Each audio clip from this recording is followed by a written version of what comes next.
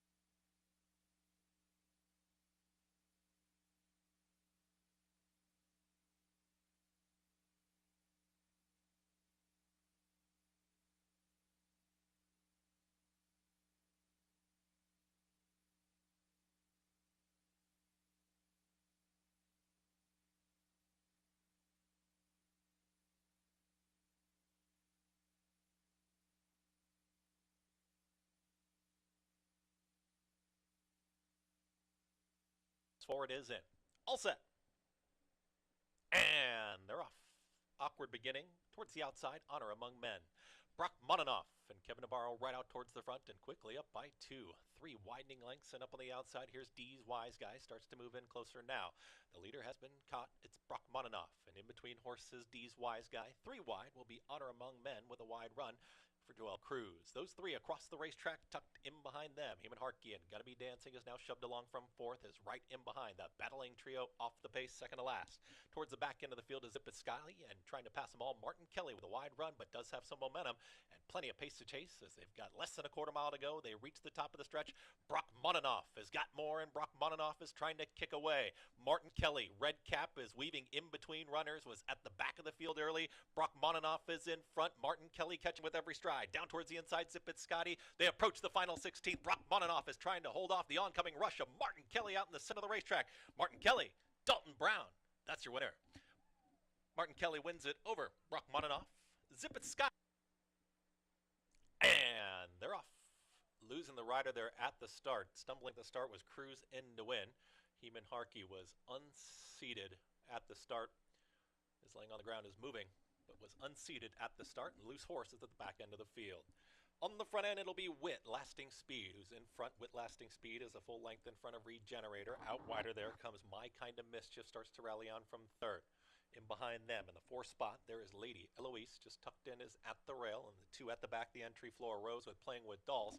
Again, unseating the rider at the start was Cruz in to win, and Heeman Hartke, again, being tended to by the staff, by the medics there at the starting gate as they get set to reach the top of the stretch. It's a 3-way battle for the front. My Kind of Mischief in the orange cap, Regenerator in between horses. Down towards the inside, there is Wit, Lasting Speed. The loose horse is towards the outer rail, is out of the way, but is on the outer rail as they approach that final 1/8 of a mile. Still 3 across the track. Regenerator is in front as a neck clear. My Kind of Mischief continues to chase towards the outside, down to the inside. Wit, Lasting Speed. A late run here Playing with Dolls. Regenerator almost there. Regenerator wins it. My Kind of Mischief then came a photo. Wit, Lasting Speed with the oncoming Playing with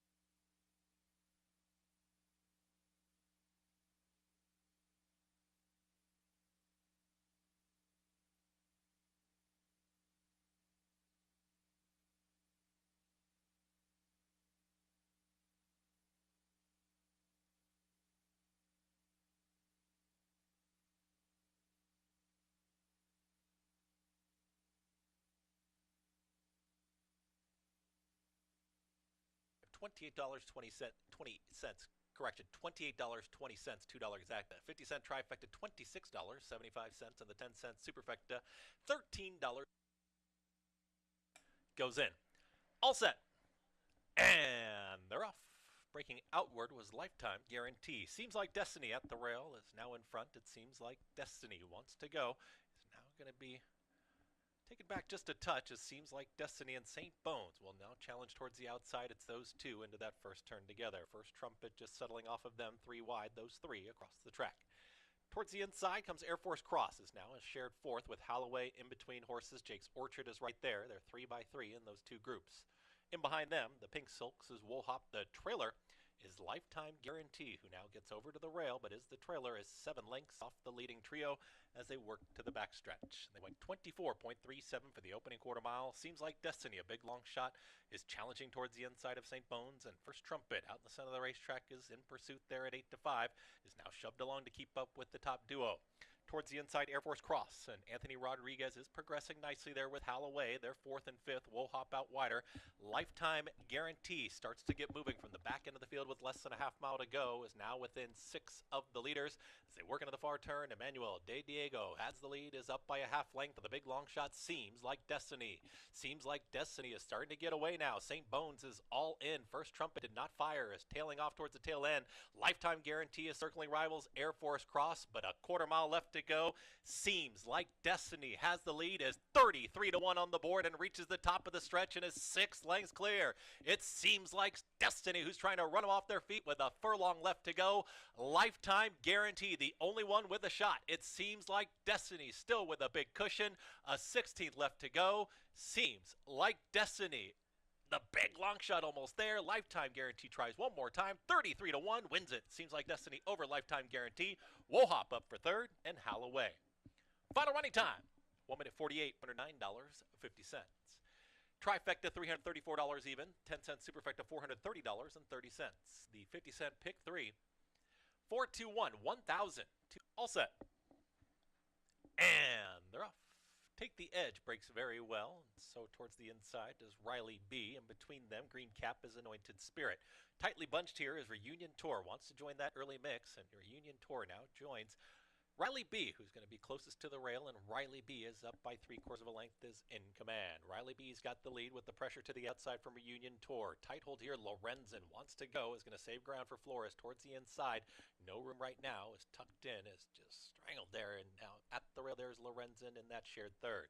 In between horses is Bam Bam Warrior, and moving towards the outside there comes Take the Edge, and very wide is going to be the favorite Anointed Spirit. 3-5 on the board is 4 wide as they work up the backstretch in that second grouping. Far back, Outstanding Debt is about 10 lengths the trailer. Up front, towards the inside, it's Riley B. Riley B's got the lead with Reunion Tour. Here comes Take the Edge with a 3-wide run. Anointed Spirit. Andre Worry wanted that clear running space. Is 4 wide as they move into the far turn towards the inside. Bam Bam Warrior. Losing ground quickly there was Lorenzen. Lorenzen not keeping up with the field, is now 6 lengths the trailer. And the far back, actually, Outstanding Debt. Now 12-15 at the back end of the field. It is still Riley B., and Riley B. is finding plenty. Here towards the outside, Take the Edge is trying to challenge Anointed Spirit. Has got to go. The favorite is still 5 lengths off the leader as they reach the top of the stretch. Riley B. is trying to win it right now. It's Riley B. who shook loose, and Riley B. is up by 5-6 lengths. Take the Edge. Anointed Spirit is all in, but running out of time. They're approaching the final 16th. Riley B. at 2-1 is still well clear.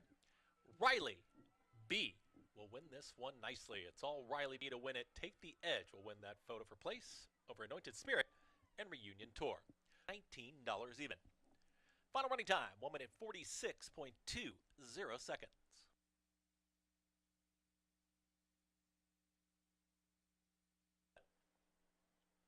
And they're off. Mommy Joe Dreams breaks very well. Status Seeker losing ground after the start as Bustin' Time is with the early lead. Stars Delight towards the outside, but the leader is Mommy Joe Dreams. Status Seeker was off awkwardly, but is now rushing on through, and here comes Status Seeker, makes it 3 across the racetrack early. Yellow Silks' Dorsal Dancer is now a challenging 4th. Towards the inside there is Bustin' Time, trying to keep up. Second to last, Jackson Avenue in the trailer is Shelley. They work into the far turn. The leader is Mommy Joe Dreams and Luis Perez. They're up by a neck. Now engaged is Status Seeker, stalking right towards the outside from second and busting time with clear running room now from third, is shoved along from that third position, trying to make up ground. Jackson Avenue is right there with Dorsal Dancer Shelley and tailing off Stars Delight. They reached the top of the stretch. They went 22.56 for that opening quarter mile. Status Seeker towards the outside, 46.38 for the half, and Status Seeker is challenging Mommy Joe Dreams. Mommy Joe Dreams is game towards the inside. Status Seeker and Jackson Avenue and Andre Worry, they're in full pursuit. Status Seeker's got the lead. Jackson Avenue catching with every stride. Status Seeker, Jackson Avenue, Status Seeker fends off the challenge from Jackson Avenue. They're in second. $2 double, $16 even. $2 exacta 5-2 of $14.20. Trifecta $28.25 and the 10-cent superfecta $14.90. All set. And they're off. Good speed from Central Love. Breaks very well in the red cap towards the inside of Jitter Juice. They're 1-2, and joining them, there's He's Got a Short Fuse, and Andre Worry joins them 3 wide. Just in behind them, Masetta as they pass the wire here the first time. It's Central Love who tries to back off the tempo at the rail. Disappearance is going to muscle on through, and Disappearance wants to join this early group. As out wider there is Jitter Juice, is still holding that second position out wider. He's Got a Short Fuse. That's the leading 4. Just in behind them, Lime Green Silks as Masetta just gets passed by the orange cap of Kodiak Brown. The 2 at the back, Parade Field and Akduliba. 24.50 for the opening quarter mile, and Central Love has slowed things down up front. Ready to challenge his Jitter Juice in between horses. Green cap and 3 wide there. He's Got a Short Fuse is that challenging third. Just in behind them, Disappearance has lost some ground, is now 2.5 off the leading trio. Towards the far outside, there comes Kodiak Brown, is trying to hold on to that 5th position, is moving through towards the inside. Here comes the run from Parade Field from the back end of the field. Second to last, Masetta, and far outside there comes Akduliba is the trailer. They get set to move into the far turn, 49-1 for that half-mile time. Central Love lets it out a notch, and Central Love moves into the far turn, is up by a length and a half. Jitter Juice is all in here from second. 3 wide still, He's Got a Short Fuse. From the back trying to rally on, here's Disappearance. Pink Silks has got some run. Parade Field starts to stall. Very wide, Akduliba with some momentum, but about 5 wide as they approach a quarter mile left to go. Central Love has got the lead, and Central Love is going to try and fend them off. Disappearance, Pink Silks towards the inside, is ready to challenge. Jitter Juice is back for more out in the center of the racetrack. Parade Field is making hard work of it there with Akduliba. It's a ground-saving journey and a rail-skimming ride from Disappearance and Rabe. They approach the final 16th. It's Disappearance who's up by 3/4 of a length. Central Love is very game, is coming right back towards the outside, but Disappearance wins the finale. Disappearance wins it over Central Love. Then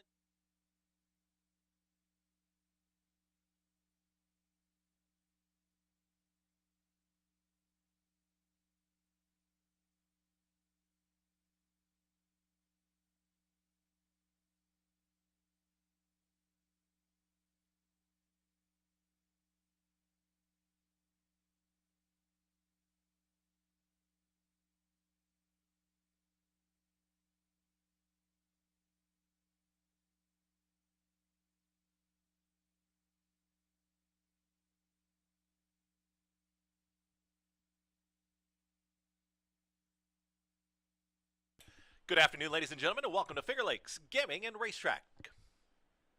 At this time, we ask that you please rise and to honor America, the playing of the national anthem.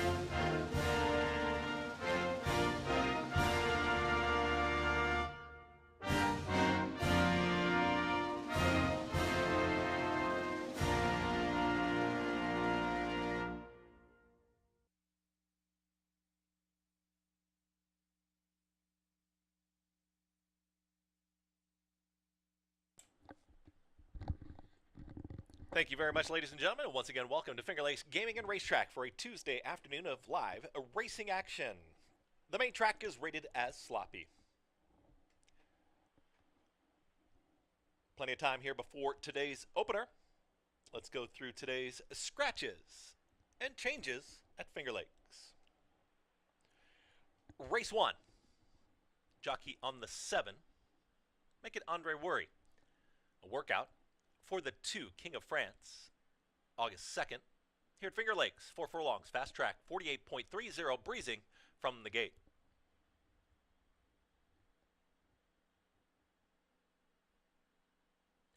Race 2, the 5 is £1 over, +1 on the 5 in race 2. Race 3, start of the pick 6. Pick 6 carryovers, $2,339. Jockey aboard the number 2, make it John Barrios. John C. Barrios on the 2 in race 3.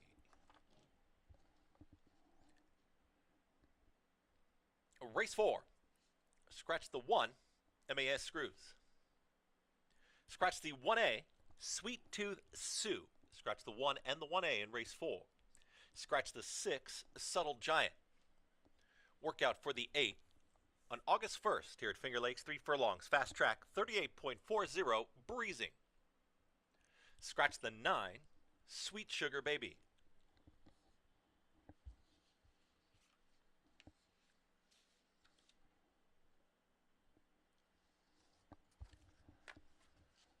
Race 5, the 2 is +1. The 4 is a first time gelding. Jockey aboard the number 7. Jockey make it Michael Davila Jr.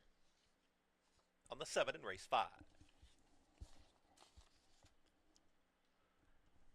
Race 6, scratch the 1, Couples Therapy.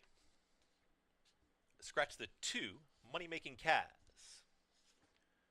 The 4, workout on August 1st, Finger Lakes, 4 furlongs, fast track, 53.30, breezing. Scratch the 5, Nemo's Fortune. And a workout on the 6th, August 1st, here at Finger Lakes, 3 furlongs, fast track, 38.40, breezing.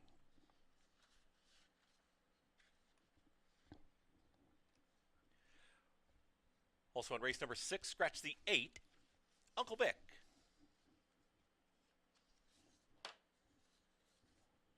Race 7, a workout, August 2nd, Finger Lakes, 4 furlongs, fast track, 48.20, breezing. And the 8, on August 1st, Belmont's Trading Track, 4 furlongs, fast track, 49.75 seconds, breezing.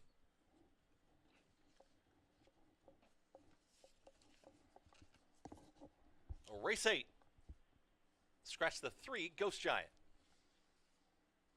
Jockey change on the 4, make it Luis Pena. Scratch the 5, Follow the Signs. Scratch the 6, Trap the Dream.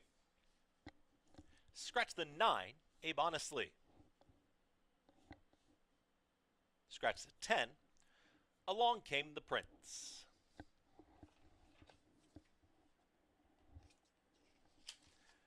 Those are your scratches and changes for today's Tuesday afternoon card. Plenty of racing action coming your way. The main track is sloppy. You can download your free Finger Lakes Equibase programs for every race card at fingerlakesgaming.com. Available after 5:30 p.m., so head on over there to get your free Finger Lakes Equibase programs. fingerlakesgaming.com. It's all coming up at Finger Lakes. Good luck.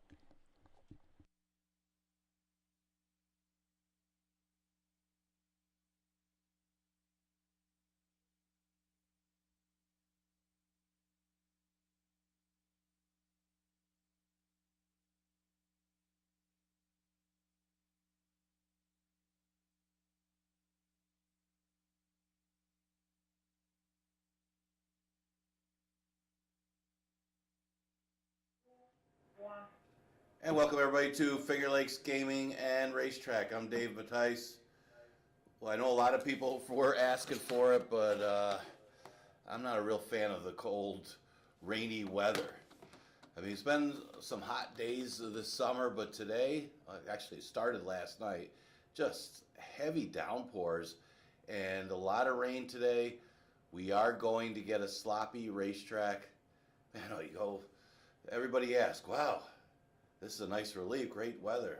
I don't think so. I like the hot, sunny weather. At least to see the sun is better for me. But anyway, you look at today's card and handicap accordingly. Yesterday, if you're watching the racetrack, front speed got better as the day went on. Front speed was very good for most of the day. I think the one horse in the 5 furlong race, Determined Love, stopped before the wire. He kind of fooled everybody. So I had some people disagree with me. But if you watch the races, speed did turn out to be pretty good. You see some gate to wire winners, especially late. They're the big long shot of the day. Troy Smith returning to the winner's circle with a 33-1 shot. Seems like destiny. Blinkers off, the stretch out. Emmanuel Di Diego just kept going. Won that race. They got a couple other speed horses. Riley B ended up going gate to wire. That one won pretty easily. And then a battle in the last horse just off the pace, but close. Ended up winning the race. But, see what the trend is today. Mention that track's going to be wet, though, because we got a lot of rain last night.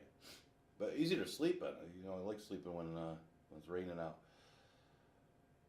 Only 8 races today. Some tricky ones. Got a little bit of a pick 6 carryover. That starts in race number 3. Also got the pick 5 in race number 4. But a sloppy racetrack, at least to start it off. First race of 5,000 maiden claimer, going a distance of 6 furlongs. There's going to be a heavy favorite in here. But what's the old adage? If it looks too good to be true, it usually is. And when you're talking about 5,000 maiden claimers, and you got a horse by Empire Maker out of a damn Versailles song, by Unbridled Song. I mean, the dam is a half to Sarland, who was the greatest stakes winner going long. And the horse is in for 5,000. Again, that's usually a negative. When a horse looks that good and the horse is in for a $5,000 maiden, it's usually a bet against. Usually. Sometimes they just win anyway, just on class. The other part of it was, you talk about great breeding, and then probably the best $5,000 maiden you'll see, breeding-wise, it's for route. I mean, Empire Maker, obviously Empire Makers are good on an off track, but overall, it's route. And here's a horse that's in a 6 furlong sprint and a 5,000 maiden. Clearly for sale. I don't know. I'm going to take a shot against. Let everybody take the 3 to 5, but another drop down, and it's not as red flaggish of a drop, and that's the 3, Crow Patrick. Crow Patrick, has been losing by double digits. It's a horse that needs the drop. Here's a horse that, went long last time, but probably the better races are going short. Maybe didn't want to go long, and is getting beat in the maiden special weights pretty soundly. It hasn't been that competitive. But the move to 5,000 here for Crow Patrick might be good enough for this horse. Now, has had 3 starts on the off track and didn't fare too well, but basically kept his form. I mean, you look at the numbers of the horse on the fast track, then the races on the off track. He's running the same races. He's going to be a price in here in the first. So I guess I'm going out on a little bit of a limb here at odds of 10 to 1. Right now, anyway. We still have 45 minutes to post. So maybe be 4 or 5 to 1. I'll go with Crow Patrick. It depends on how much King of France gets played. I mean, he could just get out there and win. I mean, is bred for the off track, is bred for everything. The horse is really good. And cost $75,000 as a yearling. Now in for $5,000. The Tomlinson is good for an off track, probably because of Empire Maker more than anything. And it's a question of distance anyway. I mean, this was Rudy Rodriguez horse that was running in New York. Now shows up here at Finger Lakes for Jeff Engelhart. You can't not use the horse. I mean, on paper, the horse is the winner, but it's one of those things again. He's dropping to 5,000 in a sprint race. A lot of red flags. The 5 horse Tyrannosaurus Rex drops to 5, you just hope it's not too late for this horse. I mean, he's had a lot of starts. He's 0 for 17, and probably one of his worst races was his last race. But there are some excuses. It wasn't a great pace scenario, and 5,000 is a big difference than the 11 to 9 as far as sometimes what horses you get in there, and comes out of a good 11 to 9 last time. So I think Tyrannosaurus Rex certainly plays in here. It all depends on how good these drop downs do, especially the big favorite King of France. Going to go to the 3-2-5. A little bit of an upset in the first race. A couple of well-bred horses today that are really questionable and right in the first 2 races. You look at the second race, I think I'm going to bite on this one. I didn't bite on the first race. I'm going to bite on the second race with Beyond Oscar.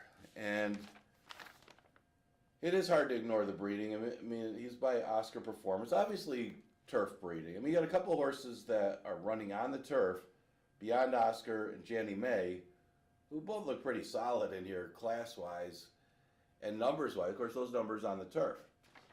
And I guess the question is going to be the wet and the dirt. I mean, there is some off-track breeding in there on Beyond Oscar, but you look at the breeding, Oscar Performance, obviously a great horse. You got Beyond the Waves. Beyond the Waves ran in France. But the big thing is they paid $150,000 for this one as a 2-year-old and is a half to Bricks and Mortar, the great Bricks and Mortar, who won the Pegasus World Cup. I think the horse is like 11 wins and 13 starts. One of the best horses around, and that's it's hard to ignore that. You got a half to Bricks and Mortar in the second race. You got an Empire Maker in the first race. The reason I'll bite more on this one than the first is it's a maiden special weight. I mean, it's not like the horse is dropping into a $5,000 maiden after running decently against maiden special weights or something. He's just running on the turf and just looking for some easier competition to get through the maiden conditions. First race was his best. He was bet that day and ended up finishing second. That's after a bad start. Form kind of went backwards as a 2-year-old. She's only made 1 start as a 3-year-old, just 1 start. So it's tough to gauge off of that one making her second start, but I'm going to go with Beyond Oscar on top. I wasn't going to originally. You just keep looking back at the horse. She might just outclass these if she can handle the surface. The 3 horse is Going Home Now. And what I like about Going Home Now, you know, I know you got a couple good turf horses in here, a good horse stretching out.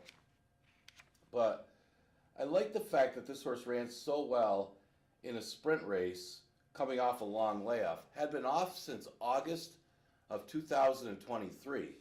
Now, Judy Turetsky has been pretty good off the layoff with the horses that she's had. But this was bred to go long. So I had a Miss Dragon Lady who ran here. That was a good one. But of course, Miss Dragon Lady by Victory Gallop. So the route is there for Going Home Now. And I think second start off the layoff, even though she's stretching out, she should improve because it was a long layoff. And you got to consider, if neither of these turf horses take to the dirt and the off dirt, Going Home Now should be the one. I'm going to use her second. Jenny May is an interesting one. She's the best bred for the off track, even though she's more turf, pretty much all turf. She has had 2 starts on the off track. They weren't that great. So I mean, I think they're both in off the turf races. I mean, the numbers weren't exceptionally well in those. I think she did have the 1/3. That was on a muddy track at Saratoga, where she led all the way, and she's got speed, and that's going to help her here. And I mean, she had no excuse not to win that race, although it was probably tougher than this one in a 40,000 maiden claimer. You know, it's tough to gauge those off the turf races because you get the main track onlys, but they'll leave some of the turf horses are in there that really can't run on dirt, and it makes it a little bit easier. And again, the number wasn't that good, so she's a tricky read too. The only thing I didn't like was she's had a lot of chances, even though it's been against tougher. Overall, she's 0 for 19. She hasn't run here since the Tampa meet where she was running on the turf. But she does have good works for the return to the races. So a tricky one is Janny May. Another one that comes off the turf. Guess we could run this race on the infield. Third race, a 5,000 claimer. Now we're a 2 cents a date. Goes 5.5. Starts to pick 6. Yeah, I think a lot of times here at Finger Lakes you see horses that aren't really speed horses. They ended up inheriting the lead in a paceless race, and end up winning. And then the connection starts sending the horse every time, trying to get the lead because the horse wants to win on the front, and the horse ends up not doing anything, and because the horse doesn't really want the lead, just kind of inherited that day. The opposite can happen too with certain connections and horses. Conformist is a true speed horse. He looked good, beaten easier when he sat, I don't want to say rated, I say sat just off of the speed and then took off and took over and won. It wasn't like he stalked back and then made one run like a lot of horses do that like to come off the pace. He was basically with the early pace and then just got asked a little more and put him away. Well, I think they looked at it poorly. And the next race, they tried to take the horse back because they won from just off the pace. It didn't work because that's not the way the horse runs.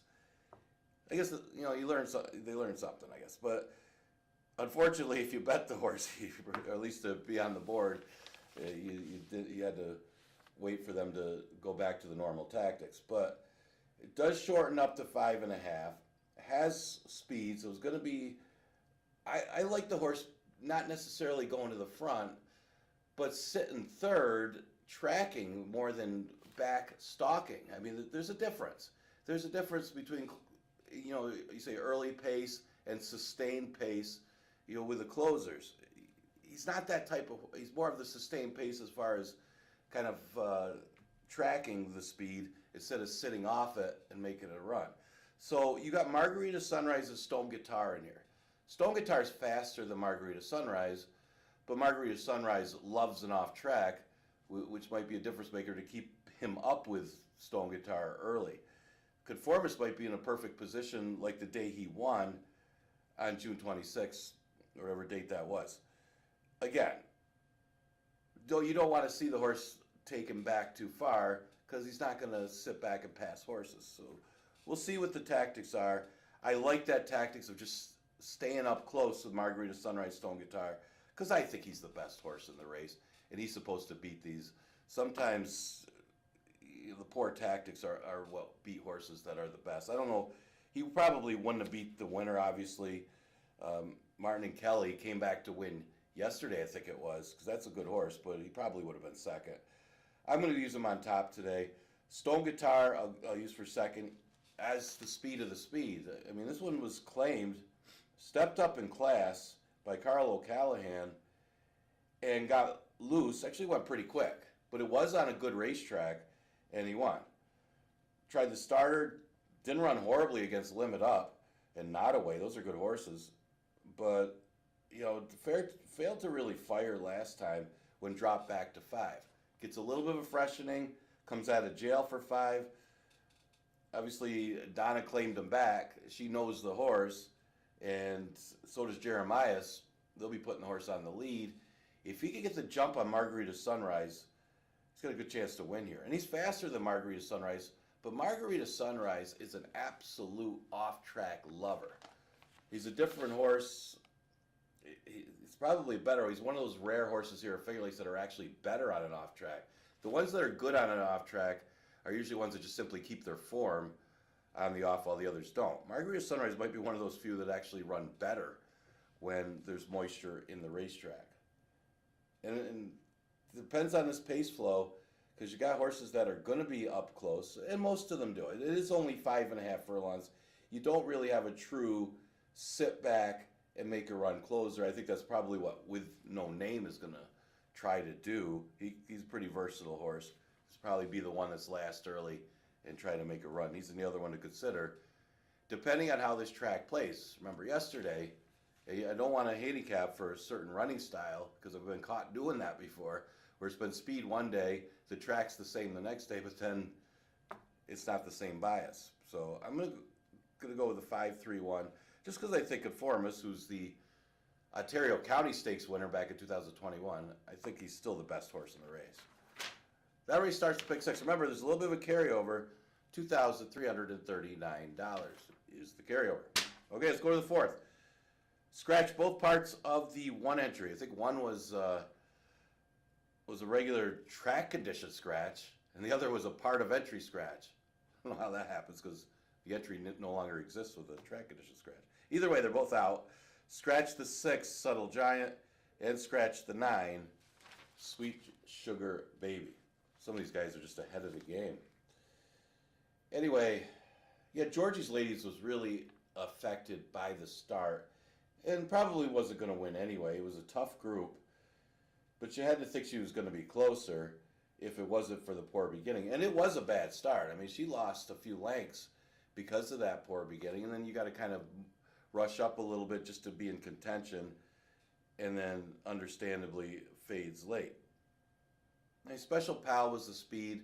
Great Lady Indy ran very well. That horse is consistent, always runs well. And they finished up at 105 and change. So it was really compromised by that poor beginning. Now, off of the waiver claim, which is interesting here, she was in for the waiver claim, I believe, a couple times in a row. Remember, my eyes are going here as I get older, but she's in for 5,000 this time. So that's maybe not the most positive sign, as she's clearly for sale in this race, but I think she also should win it. I think really compromised by that start. It wasn't like she ran that horribly because of the poor beginning. She could stay close with the speed of Necessary and Proper and might just be the best horse in the race. And she's 5-1 morning line. That's not bad. The inside speed of the race, if inside speed is good, you got to consider Necessary and Proper. Now, this is a toughie. I mean, you're talking about a 5,000 claimer here. You got Necessary and Proper, Georgie's Ladies both dropping with decent form. Laughter's a pretty good one. Motley Sue drops in class. And Devilly just dropped last time, was facing tougher in New York. So this is one of the tougher 5,000 never won 3 conditions that you'll see, just because of the drop downs that are entered in here. It almost can be considered an 11-9 claimer, because some of these horses been running 11-9. Now, Necessary and Proper, I doubt you're going to get 6-1 on this horse, considering that she just won an 11-9 in the slop. That's a positive sign there. It's all a question of how much pressure she gets early. Now, they've changed tactics of Motley Sue, and here's another one. Why? The Motley Sue, the tactics that this horse used makes no sense when she's clearly a better horse on the front end. I clearly don't understand why they're trying to sit back and make a run with this horse. And they keep doing it, so it's obviously not good.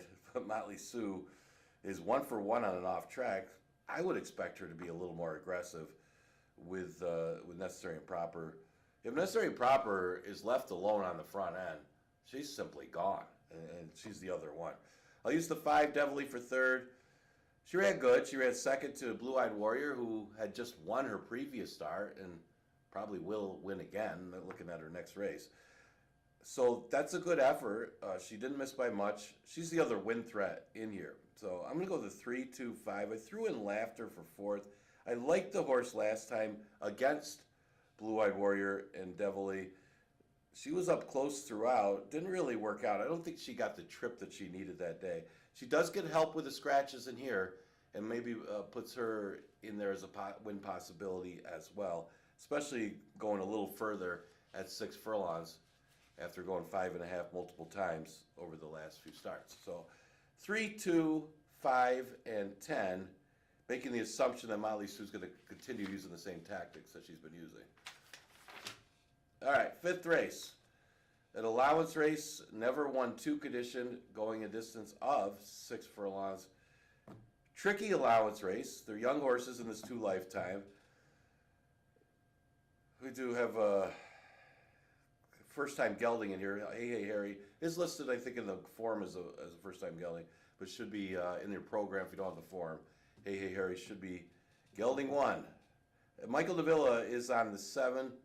G. Munnings, don't know what to figure about that one. Very well bred horse by Munnings, but the last couple of races are not good. I thought the inside speed of the race was the one, Coin Jar, for Windy Leaf Farms. This was an interesting one because this horse was all kinds of acting up before the debut. Actually was jumping around in the paddock like a rodeo horse, I think through the rider, and then acted up right before the race too. And I think Kevin Navarro jumped off him again, got on him and won the race. That's how good this horse was to break his maiden. Wasn't as fortunate. I think he was better behaved in the second start, but just ran into a horse, Runaway Joke, that was just way too good. Runaway Joke came home in 111 flat on a day the track wasn't that quick. So what are you going to do? I mean, Runaway Joke made it a joke by winning so easily that the rest of them were running for second and third. And what happened was Coin Jar is doing more of the chasing after Runaway Joke. Then My Cool Hand Luke ended up passing him because he got tired of chasing. Not the same kind of scenario today. You don't have a horse like Runaway Joke in the race where Coin Jar looks like the inside speed. He's not chasing so much that he might be able to hold on and hang around and hold off My Cool Hand Luke, who looks like the other one. My Cool Hand Luke was in that same race that went 111 flat and didn't run badly at all. Broke a step slow and came rolling late to pass Coin Jar. It might be a different pace scenario here again. A lot of times you see that in races when you got 1 to 4, 1 to 5 shots, like that horse was, Runaway Joke. The rest of them are chasing. Horses that are speed and stalkers end up getting tired, and then you get these closers with more of a price getting up for second. And that was the case. Michael and Luke was 14 to 1 that day. So I'm going to use him second. Used Hey Hey Harry for third. Goes gelding 1. Comes out of the Ontario County Stakes. Maybe a little overmatched in there, but does get a 4th place check, even though he wasn't close to Mischief Joke. Obviously, they thought he had enough talent to just put him in that 3-year-old restricted race. And his lifetime conditions in Florida are pretty good. And that was back in May, so it's not like he's had a lot of activity since May. Maybe even needed the start in the Ontario County. He gets a little bit of more of a freshening, though, since that June race. And looks like a player in here. 164 in the 5th. All right, 6 race, scratch the 1, part of entry, couples therapy. Scratch the 2, Money Make It Kaz. Scratch the 5, Nemo's Fortune. And scratch the 8, Uncle Vic. I'll take a minor upset in here. Golden M Hills goes back to D. Diego. This horse did run on an off track last time. It didn't fare too well. Made kind of a nice middle move after the pace and kind of flattened out. But that was against the 11 to 9s and Baybank. Baybank would crush this field easily. So he does get some class relief. I know you would think he should have hit the board at the 11 to 9 level looking at his previous form. But, Golden M Hills certainly plays against the 5,000s. And again, this is another tough $5,000 field because you got some drop downs in here. But with the scratches, this horse certainly has got to be a big threat in here. It might be a now or never at this point in the career of Golden them Hills. A lot of 4ths in a row for this horse, but the class relief should certainly help. Now, what do you do with Barfly? It's going to be the favorite for the Niz. It certainly plays. I had a question with the distance. I know the horse won at 4.5 furlongs, but I think it caught a bunch of them as just on a fitness edge and being better than those horses more than anything. So, try to run 4.5 furlongs at this time of the year. He's not going to win. He's more of a router, and last time he just kind of went too quick. I don't know. I don't think he ran well at all, and that was my biggest problem with Barfly. Is he didn't run well in that route race, and you'd expect him to run well in the route race because he's had success before in route races. So I don't know. I think there's a big question with the distance, but what's not a big question is it's 5,000, and this horse is better than $5,000 claimers, at least normally. I'm a little concerned about the performance in the last race for Barfly, and again, the distance as well. But in the past, he's been the best horse. The 1A Escape Mission drops in class to 5,000. Broke poorly in his last race. in the same race with Golden Them Hills with Baybank. It was a tougher race, let's face it. And the class relief is certainly going to help. His previous starts, he's hitting the board every time. So you got to think for 5,000 is another one that's tough. I mean, both of them are 11 or 5,000 claimers. Conditional races are tough today.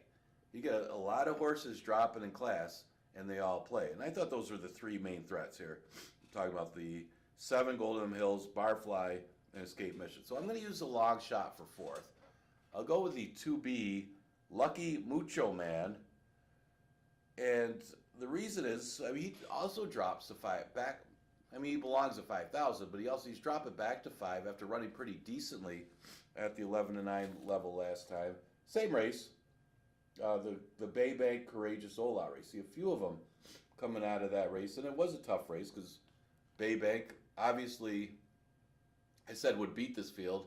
Well, most of the field comes out of the race that he won, so I guess that kind of proves the point. That's a captain obvious, but Lucky Mucho Man should be closing late, maybe passing some of these tiring horses, because even though it's only 5.5, a lot of them like to be forwardly placed, with the exception of Lucky Mucho Man, Barfly, and Thundering March on the outside. I think he could close late to get in the number. I'm going to go the 7-9, 1A, and 2B. The 7th race is an allowance race, never won 2 condition, going a distance of 1 mile 70. Yeah, I think with the off track, Eric from Miami should like it. I mean, I don't know. I mean, he's had 4 starts on it with only 3/3. But looking at the breeding, this horse should love it, you would think. But I'm looking at his first start here. He ran in the allowance lifetime. He took a lot of money, broke poorly, but wasn't as good as Mad Magic that day. Mad Magic got the trip and actually ran very well. It's not like Eric from Miami ran poorly. It was his first race over the track. Looking at his numbers in New York, they're simply better than these horses. So maybe he needed that trip over the track, and he could improve off of that race. Because if he runs back to some of his numbers in New York, he's going to win here.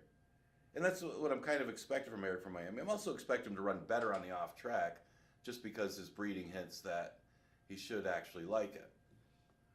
I'm going to go with him on top. And then I got the 2 Jeremiah Engelhardt trainees. You got the 6 English Storm, who I've always liked. I mean, I like this horse off of the maiden win. I liked him at 7-1 on June 10th. And the problem was, he didn't have a very good start. And the start was his undoing. And they really didn't back up in that race either. Speed was good, and the pace didn't really back up. And otherwise, I think I would have been right on with this horse and would have won that day. Last race he just simply ran into Petrolo, who was a better horse. And he had some trouble in that race, but still chased that rival home and ran extremely well. Maybe with a better trip, he might have beaten Petrolo. Not sure. But at least he was the best of the rest. And that was the first time stretching out here at Finger Lakes. He could improve off of that race. He's an obvious player in here. Got him second. And again, he's been on the off track before and ran okay on it. The 3, Hey Toby, looks to have speed in here coming out of the sprint races. It's the question is, can he get the lead over Free Folk and In a Minute? In a Minute looks to be the other speed on the outside. Free Folk's inside him. So I liked Hey Toby in here. The only concern I have is going to be the pace flow, because it looks like he's going to be a horse that wants to have the front end on the stretch out. And there does seem to be some possibility of other speed in here with Free Folk and In a Minute. So if he could get out there, at least be in the pace flow where they could get 49, I think he can win. But I think they're going to get pushed a little bit more in here. So if he wants the lead, he's going to have to work a little bit for it. And Jeremiah's got 2 of them in here. But one of those things about these guys come from Saratoga over here to ride these horses.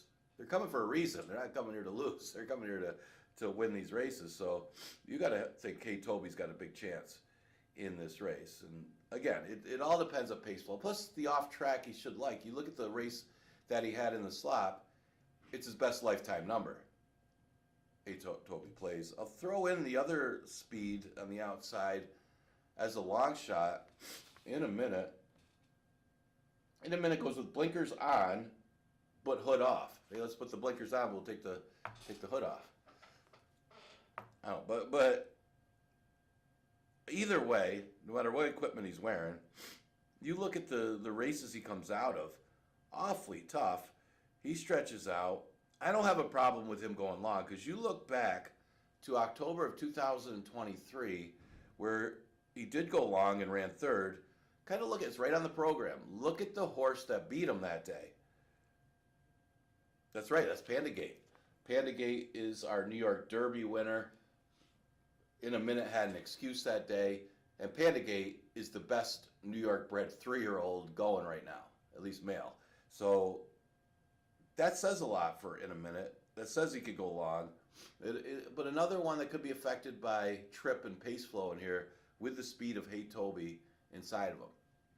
Got to consider him. I'm going with the 2, 6, 3, and 7. Sorry, I'm a little stiffy today. I promise you it's not COVID. Test negative. 8th race, 5,000 claimer, going a distance of 5.5. Exacta Try and Super in this race. You got the 3, Ghost Giant scratch. The 5, Follow the Sign scratch. The 6, Trap the Dream out. Got a lot of them. Just taking that a lot out of me. The 9, Abe Honestly. And the 10, Along Came the Prince. So, 3, 5, 6, 9, 10. This is one of those races where they scratched all the competition. Winning Drive wins by default. It's one of those, it's like you go into a boxing tournament and all the guys don't show up. Hey, I guess I'll fight the one guy that's left, and he's about 20 pounds way over the weight limit. The Winning Drive, though, looks to have the edge on a majority of these other ones. Maybe the Murph, his horse Town Jack could improve, or Rally Squirrel could improve off a couple efforts and pulled off the upset on Winning Drive. But Winning Drive, off of the claim, is supposed to win this race for 5,000. Even if he regresses slightly, he's supposed to win this race for 5,000. Comes out of jail for the price. I didn't even like this horse, to be honest with you. I didn't like this horse to win this race until they had all the scratches. I don't think he would have won the race. Maybe he could have hit the board against these, but man, with Ghost Giant, Follow the Signs, Trap the Dream, all those horses look like they were better than this one. But I mean, coming out of jail for 5, you look at the numbers, he's supposed to win. And it's probably going to be a lot of people's single if they're finishing up pick 5s and pick 6s. He's probably going to be 1 to 5. But it's one of those things where they scratched out all the competition. And he can handle an off track. He's got 2 wins on it. So Town Jack might be the biggest threat. I think both the Murph horses are, Town Jack and Rally Squirrel. Town Jack, they both come out of the same race. Ring Good won the race. It wasn't a very good race as far as like numbers wise of who was in there. But with what's left in here, neither is this one. Double Vision, he figures going to be the speed. He probably stops. The Lugu entry doesn't look very strong, so what you got left, there's the 2 Murphs. So you got Town Jack, and looking back to last year's numbers, he's good enough to win. Or not, if Winning Drive wasn't in there. He's good enough to be second, I should say. So if you think he needed that last race, and you give him that excuse, he can improve off of, he didn't do any running. It was a weak field that he finished 5th, but maybe needed the race and could improve. Rally Squirrel, the other one. He didn't run that well at all considering how slow that field was. But it did fall apart. Even though they didn't go ridiculously fast, it was 23 first quarter, it fell apart. And it was Ring Good and Along Came the Prince. When you see Along Came the Prince come off the pace, running 1-2. It's hard to like anybody else. It looks like Winning Drive is going to win the 8th, and maybe you can try for some long shots 2nd and 3rd. That one, when it looks too good to be true, that one probably is true. That one's probably going to win. Anyway, enjoy today's card.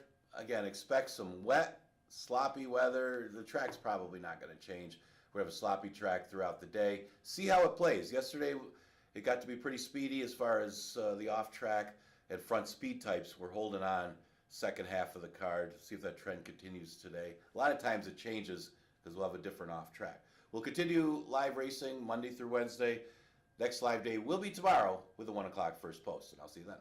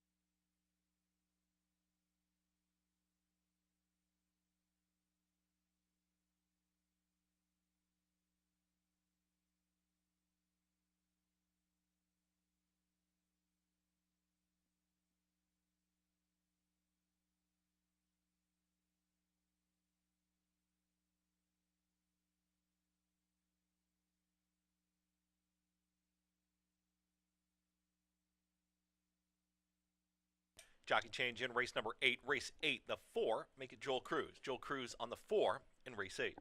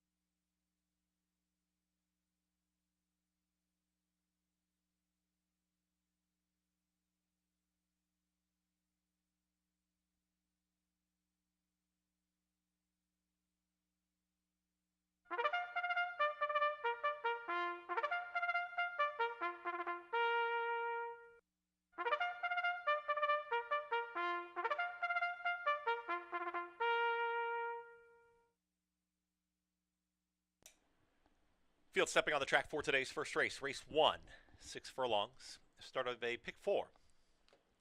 Number 4 breaking the post parade, already on the racetrack. 5 minutes till race number 1. Main track is rated sloppy. Race 1, 5 minutes.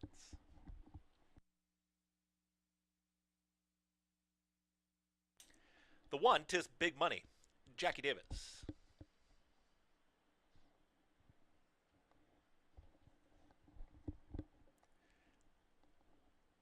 2, King of France, Kiberkoa.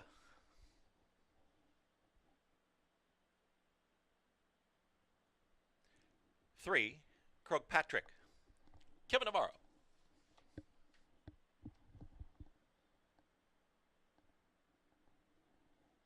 The 5, Tyrannosaurus Rex, Luis Perez.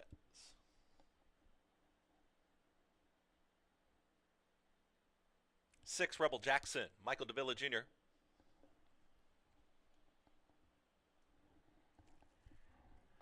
And the 7, More Valor, Andre Worry.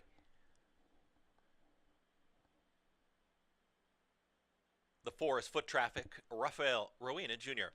That's the field for today's first race. Start of the pick 4. 4 minutes, race 1.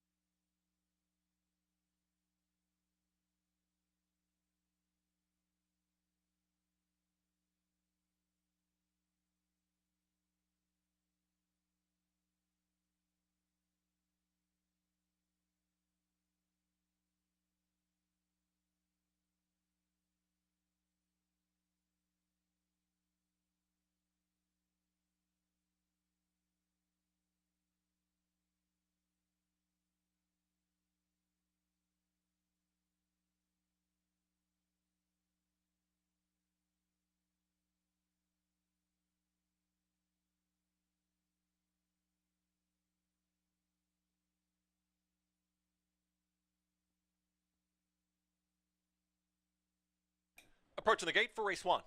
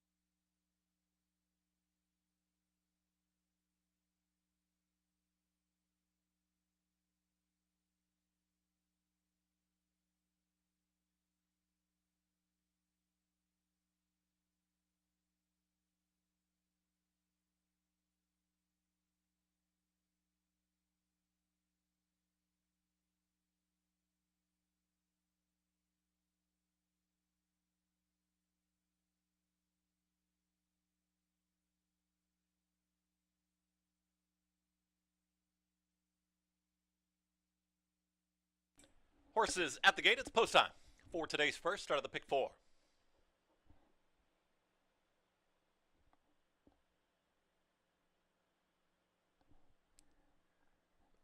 Number 4, Foot Traffic, loaded first.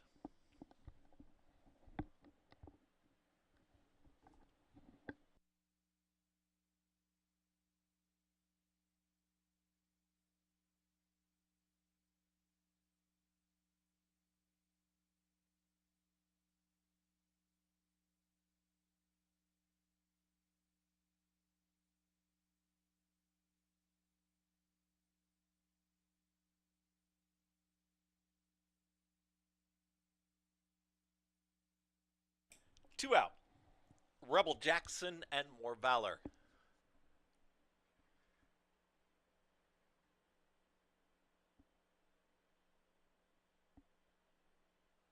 Had one unseat the rider. Acted up in the gate. That was King of France. Koa landed on his feet, standing behind the gate.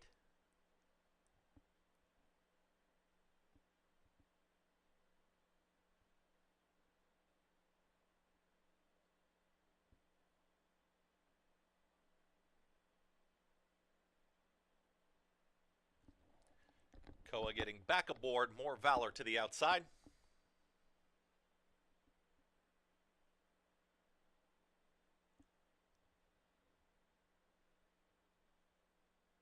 And in. All set. And they're off. More Valor broke very well from the outside draw, and Tis Big Money is at the rail, is in contention, is now taken second. Then behind them comes the Gray Foot Traffic, center of the racetrack. That's Rebel Jackson in a shared fourth. Now claiming that fourth spot is King of France, who's moving forward, progressing, has taken third position. Second to last, Tyrannosaurus Rex. And the trailer is Patrick. They're chasing More Valor, and More Valor's got the lead. More Valor doing it nicely so far, is up by 2 lengths as they've got less than 4 furlongs to travel and move into the far turn. 23-1 was the opening quarter mile for More Valor. Tis Big Money and Jackie Davis there on the move. A rail skimming ride is now closer, has moved within a length of that leader, trying to keep up as King of France, stalling just a touch out wider. Green Cap moving through Tyrannosaurus Rex, and Tyrannosaurus Rex is in between rivals coming after the leader. More Valor approaches a quarter mile left to go, and the 32-1 shots got the lead in a 2-length cushion. They reach the top of the stretch. More Valor going to try and fend them off. Tis Big Money with run down towards the inside. Tyrannosaurus Rex is trying to catch on the outside. Down to these 3 right now for a final furlong. Can the big long shot hold on? More Valor is almost there, approaching the final 16th. Tis Big Money down towards the inside. Tyrannosaurus Rex, they're just not catching More Valor. More Valor almost there. More Valor 32-1 in the opener. More Valor wins it over Tyrannosaurus Rex. Tis Big Money finishing fourth was Patrick. Final running time, 1 minute 14-1.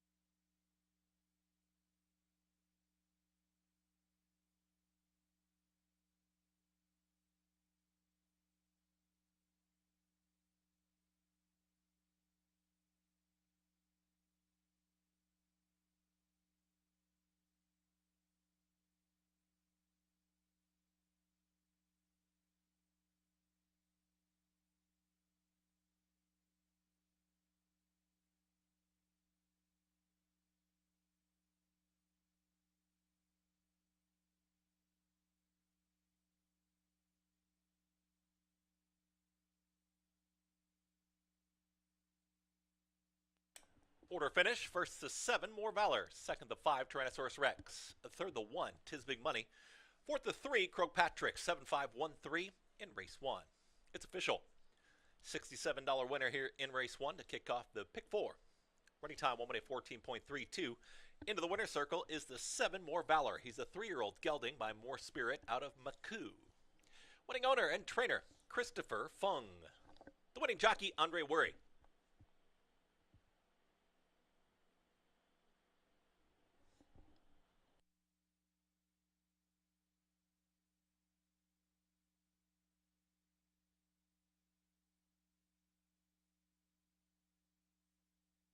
$2 exacta, $227.50. The 50-cent trifecta, $374 even. 10-cent superfecta, $141.25. Running time, 1 minute 14.32. Up next, it's race 2. Today's second. 1 mile. Start of a pick 3. Race 2 in 22 minutes.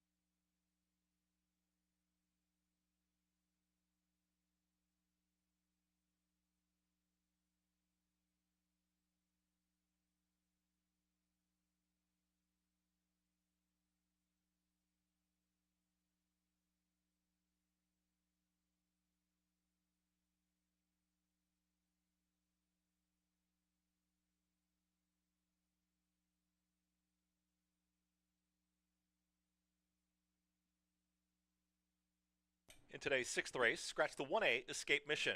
Scratch the 1A in race 6.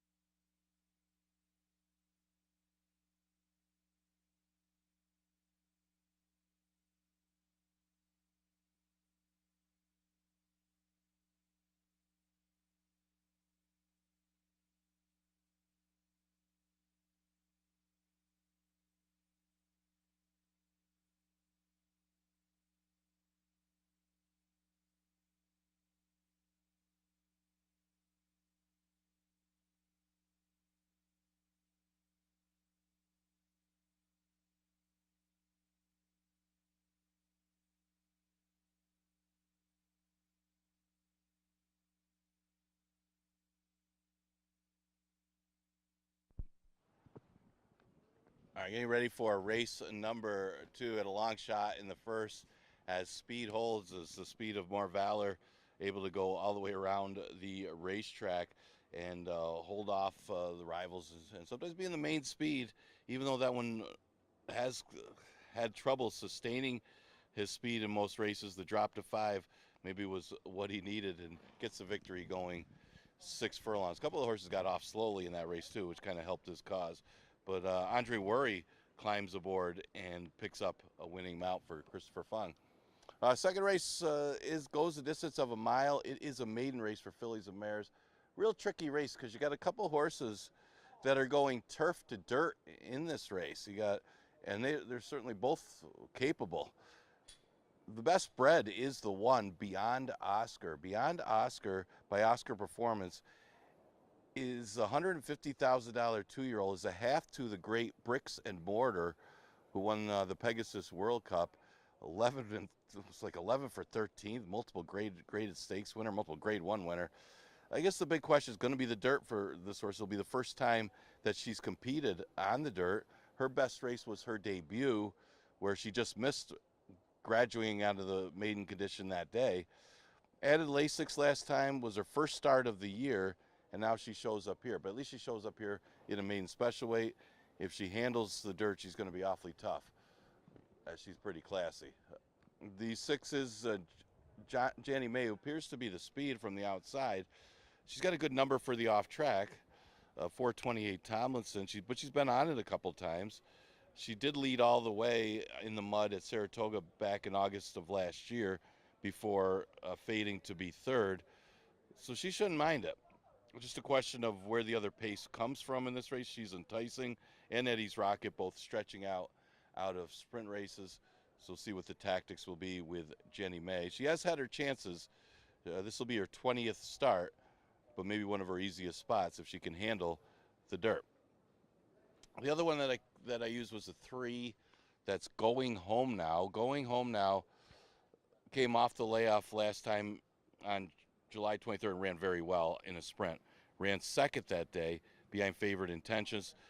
Was 11-1, closed ground, and that's a good effort considering that she had been off for so long, about 10 months away from the races. Now making her second start of the year, she's going to go long, and this should be a preferred distance for her, this mile distance. Her other good numbers were going routes, and she's certainly bred for it out of a Dam by Victory Gallop. So Going Home Now, if either of these horses going turf to dirt don't handle the track, this is probably the one, and she's currently at odds of 7-2. So that's a few of the main players here in the second race. Exacta Tri Super Daily Double and Pick 3 starts in race number 2.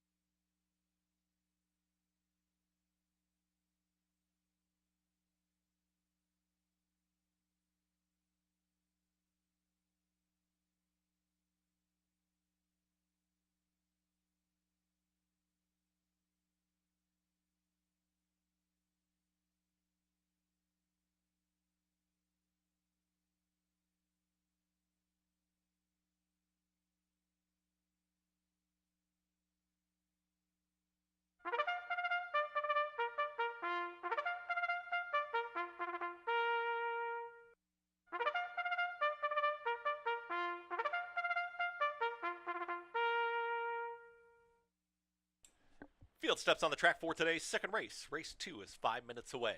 1 mile is the distance. Start of a pick 3. Field of 6. A race 2. 5 minutes.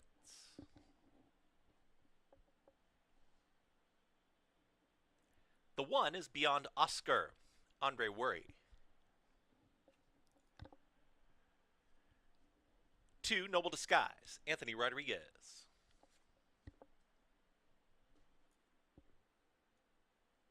3, Going Home Now. Rafael Reina Jr.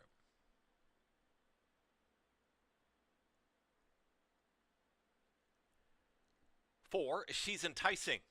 Luis Perez. 5 is Eddie's Rocket. Emmanuel De Diego.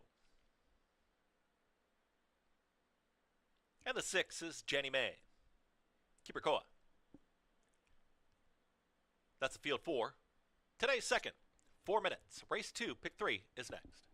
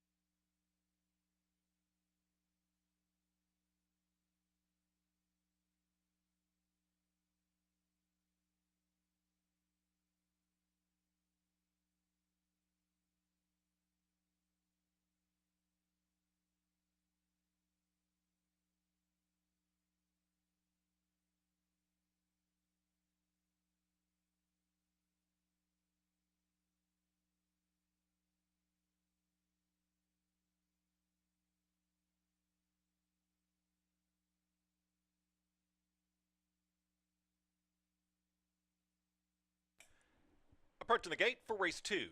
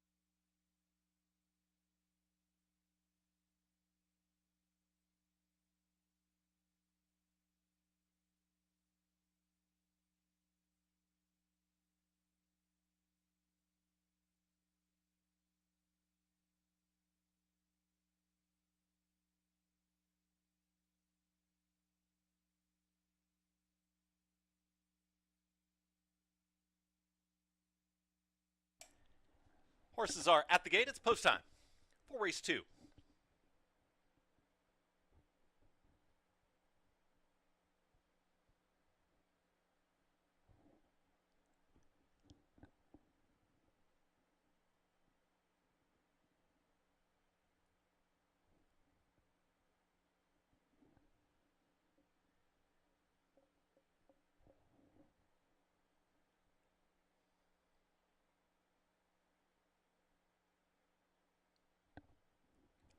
That was the outside runner, Janny May's gone in.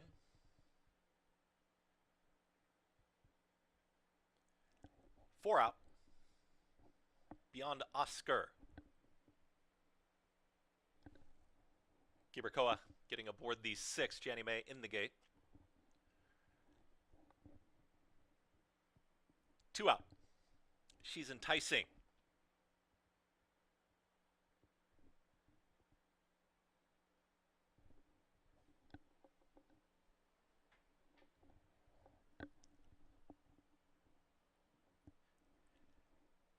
Eddie's Rocket, last to load to the outside.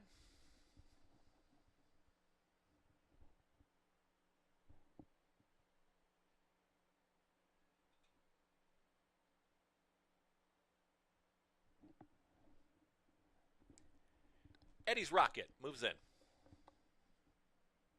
All set.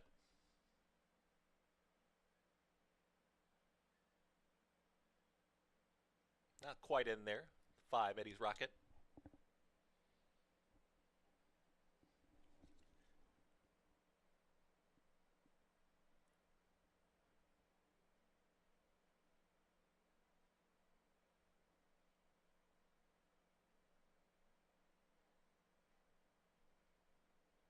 About halfway in the 5, Eddie's Rocket now in. And they're off.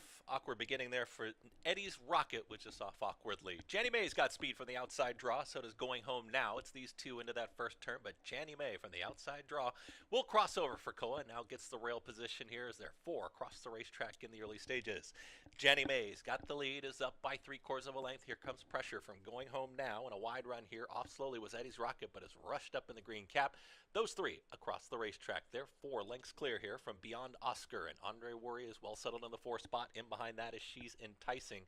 The early trailer will be Noble Disguise. 24-2 for that opening quarter mile.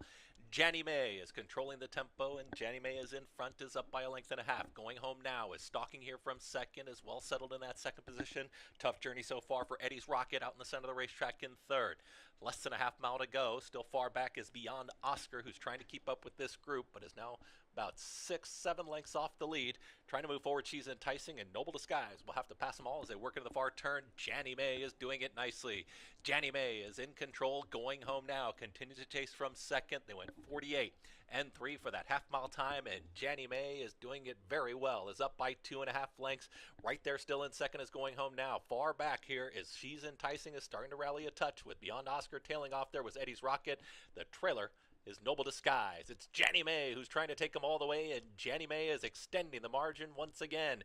Going Home Now continues to give chase for a final furlong. It's down to these two. Janny May, Going Home Now, is giving game chase. Janny May not quite there yet, inside the final 16th. Going Home Now, grinding away and running out of time. Janny May does it. Janny May takes them all the way. Janny May over Going Home Now, Beyond Oscar, and Noble Disguise. Final running time, 1 minute 42 and 3.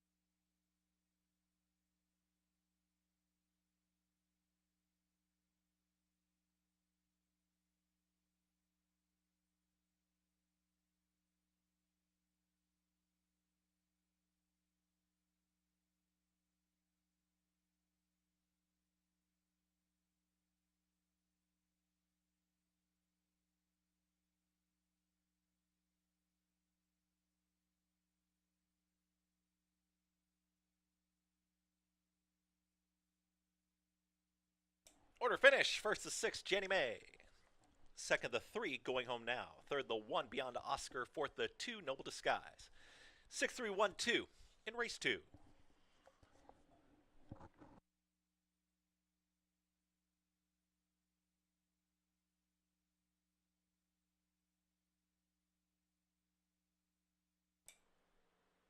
Into the winner's circle, winner of today's second race, the 6, Janny May. She's a 5-year-old by Bayern out of Satin Smooth. Winning owners, Louth Racing. Winning trainer, Anthony Ferraro. The winning jockey, Kirakoa.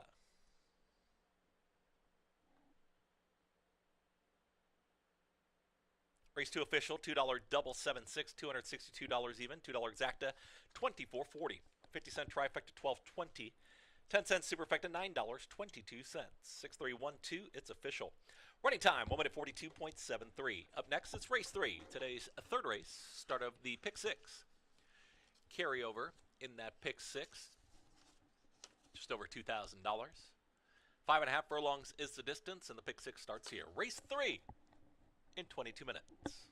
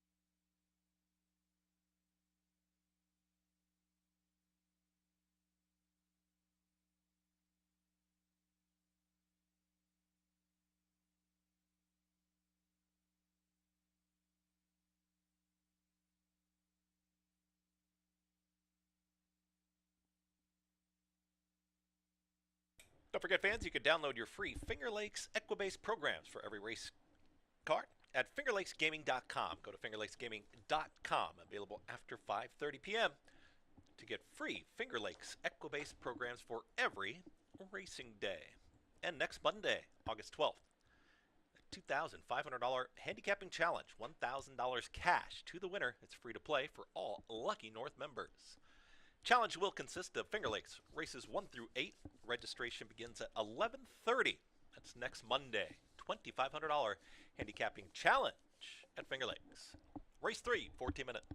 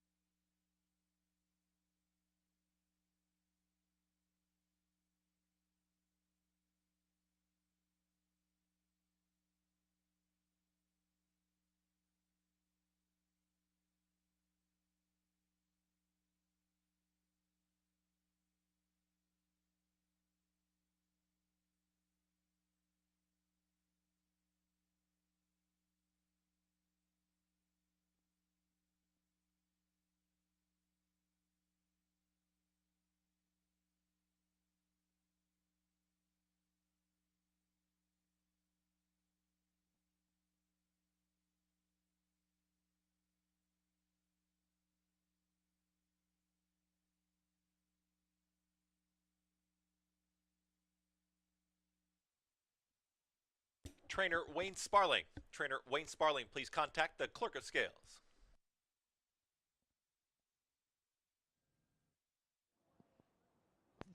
Third race upcoming, got about 9 minutes to post. In first two races, speed is the name of the game. Janny May, sent out there by Kiber Koa, just kept going. Going home, now chased that one home. They did not change positions in that race, but a good effort by Janny May to get the win for M. Anthony Ferraro. We go to the third. It's a 5,000 claiming race, going 5.5. This race starts to pick 6. We got more than one speed in here. You got Margarita Sunrise from the inside, who's an off-track lover. Stone Guitar, who's very quick. He's in the 3-post in this race. And then you got Conformist, who likes to be forwardly placed. He's outside, which might be a good place for him with an outside type trip, but he doesn't want to get too far back, and that's what happened to him last time. They tried to take this horse back. He cannot be taken back, and paid the price, ended up finishing off the board. Would expect him to be a little closer today. He doesn't mind an off track, but neither do the other 2 speed horses in here. The inside speed of Margarita Sunrise, he's 10 years old, but his best running have been on off tracks. 8 wins in 7 seconds on off tracks during his day. Now, Stone Guitar's quick. He stepped up off the claim and won, was reclaimed, and now comes back in for 5,000. He's another one that's dangerous, especially after watching the first 2 races win gate to wire, if he's able to clear Margarita Sunrise early. 7 minutes to post for the third. We start the pick 6. Exacta Tri Super Daily Double, and pick 3 also starts in here.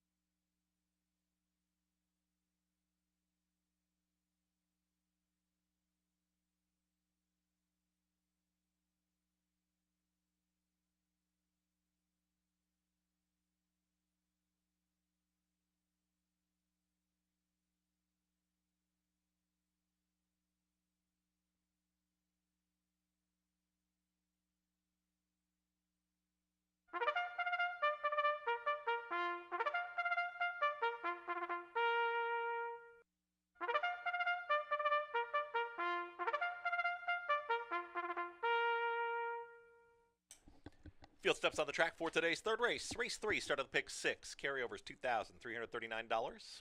In the pick 6, it starts here. 6 minutes away, race 3.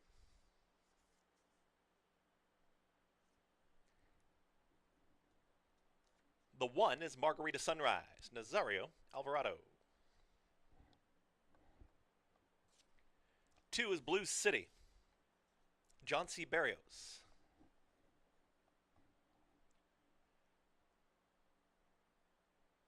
3, Stone Guitar, Jeremiah Flores.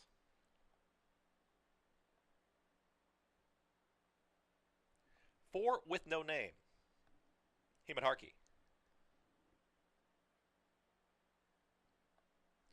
5 is Conformist, Jam Rowena.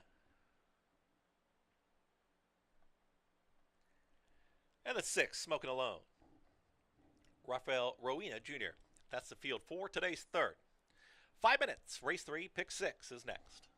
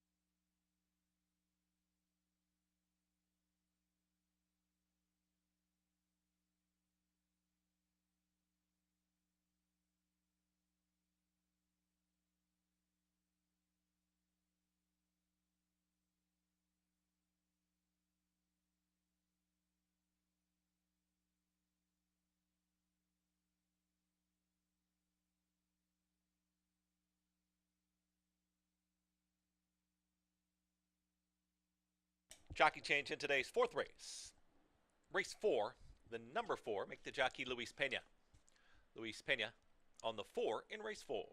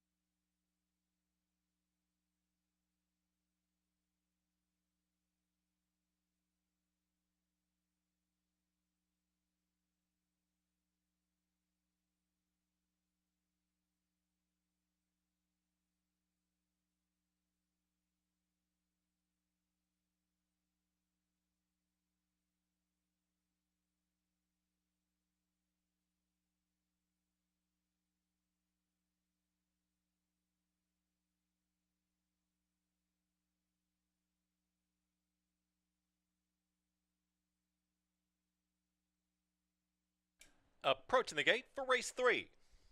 Pick 6 starts here. Carryover was 2003-39. Approaching the gate.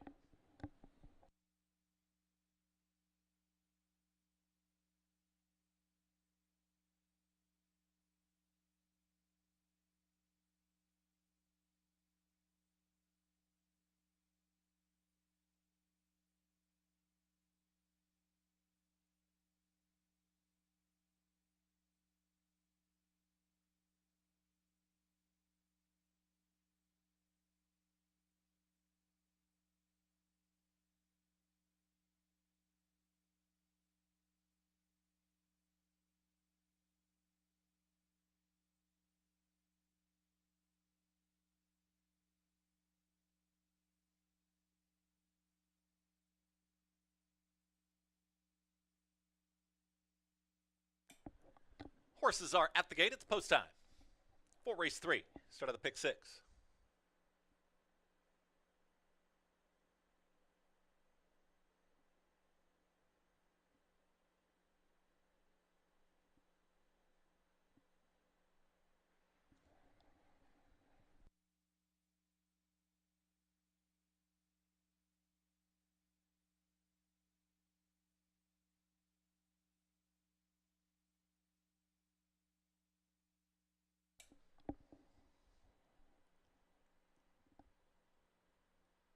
Two out. Conformis. Smokin' Alone.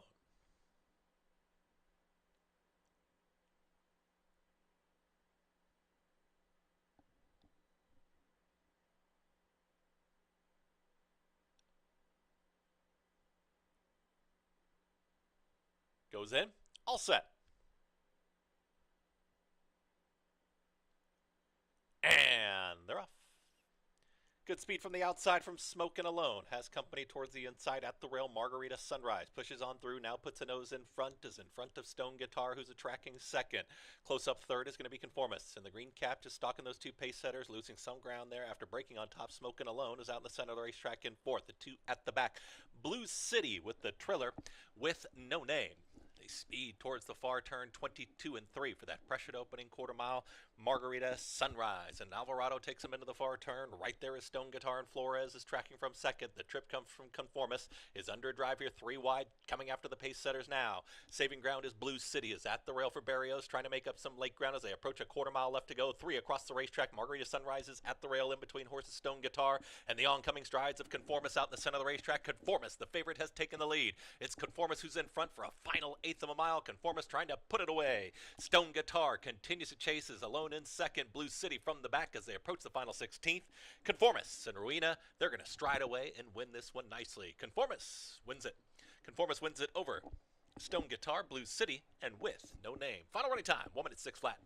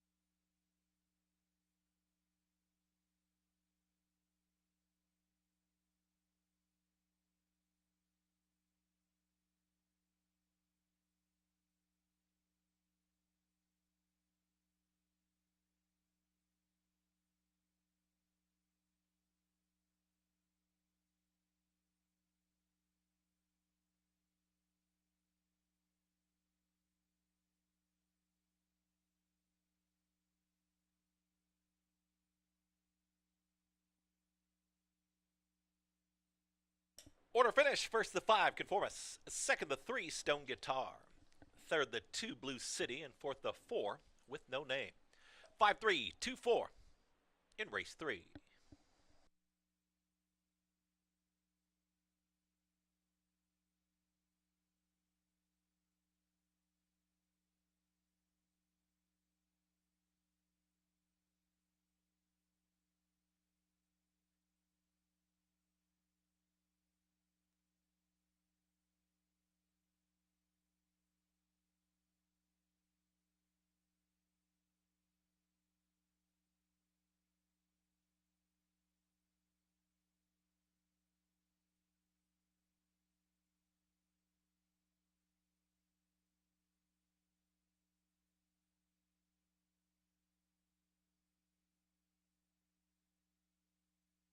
Into the winner's circle, the winner of today's third race, the 5, Conformis. He's a 6-year-old gelding by Hit It a Bomb out of Craven Raven. Winning owner is Sheila Englehart. Winning trainer Chris Englehart. The winning jockey Jam Rowena. 5324. Stand by for prices. It's official. $2 double $14.20. $2 exact is $7.30. 50-cent trifecta $5.32 $7.40. 10-cent superfecta $5.324 $3.67. That running time 1 minute 6.09. The favorite kicks off your pick 6. Pick 6 underway. Race 3. Coming up, it's race 4. Today's fourth race, start of a pick 5. 6 furlongs a distance. 22 minutes away. Race 4 is next.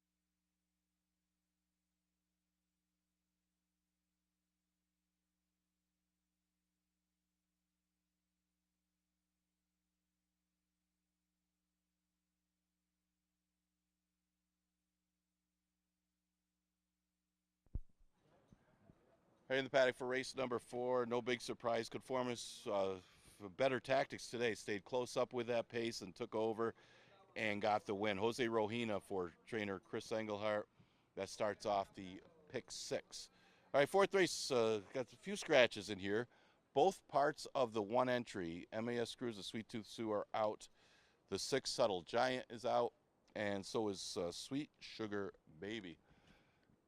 We're going to start talking about Georgie's Ladies. Georgie's Ladies has been running at the 11-9 level, was able to run at that level the last 2 with under the waiver, but still drops to 5,000 today. Was really compromised by a bad start last time. Never really in the race, had to rush up a little bit and then faded. So with a better start today, you would think Georgie's Ladies would be awfully competitive against this group. 7-2 is the price. The inside speed looks to come from the 2, Necessary and Proper, who does draw the rail. Comes off a victory in the 2 lifetime 11-9s in the slop. So logically, if she could win there, she drops off of the victory to the 5,003. Although this race did come up pretty tough for a 5,003. Would be no surprise if this one came back and won if she's able to seize the early lead. They didn't come home that quick in that race, though, in 1:14 and change. But she went quick early. She did a pretty decent first quarter. The 5-horse Devilly didn't miss by much last time, but she's going to have to close ground. Haven't seen too many horses come from way out of it on this racetrack. Blue Eyed Warrior was the one that defeated her. Blue Eyed Warrior, that was her 2nd win in a row, so that one has been pretty sharp lately. And Devilly was facing tougher before coming back here. And she hasn't won over this racetrack in 7 starts, but she was facing tougher when she was here before. Logical horse. And I'll throw in Laughter for 4th, as Laughter at odds of 8-1 won't be that far behind the pace of Necessary and Proper, and does get some help with the scratches. She goes a little further today at 6 furlongs, but she chased a little bit last time in a pretty decent group. Wasn't that far behind Devilly. That Devilly's at 8-5. There's not that much discrepancy between that one and 7-1 on Laughter, which is the price he's at right now. So for the 4th race, Exacta Tri, Super, Daily Double, and Pick 5 starts. We scratch both parts of the 1 entry, the 6 and the 9.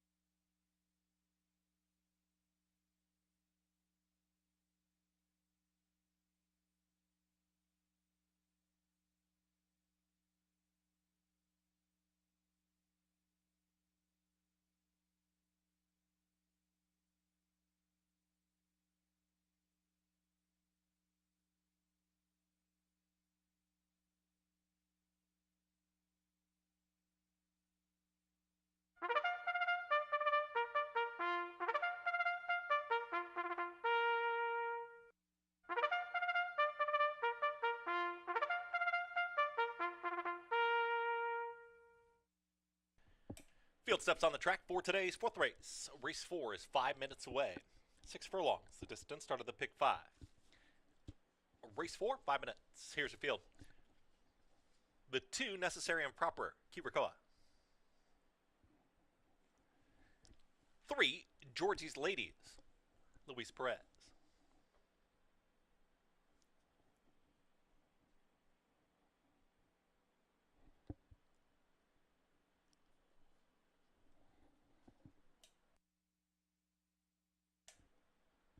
4, Tracy's Girl, Luis Pena.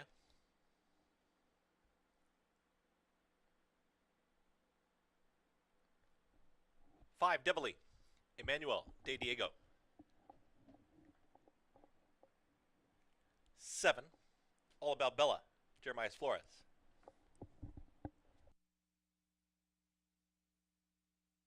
8, Motley Sue,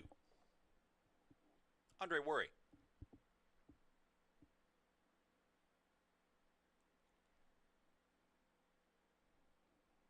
Number 10, Laughter, Kevin Navarro. That's the field for today's fourth race. Race 4, 4 minutes.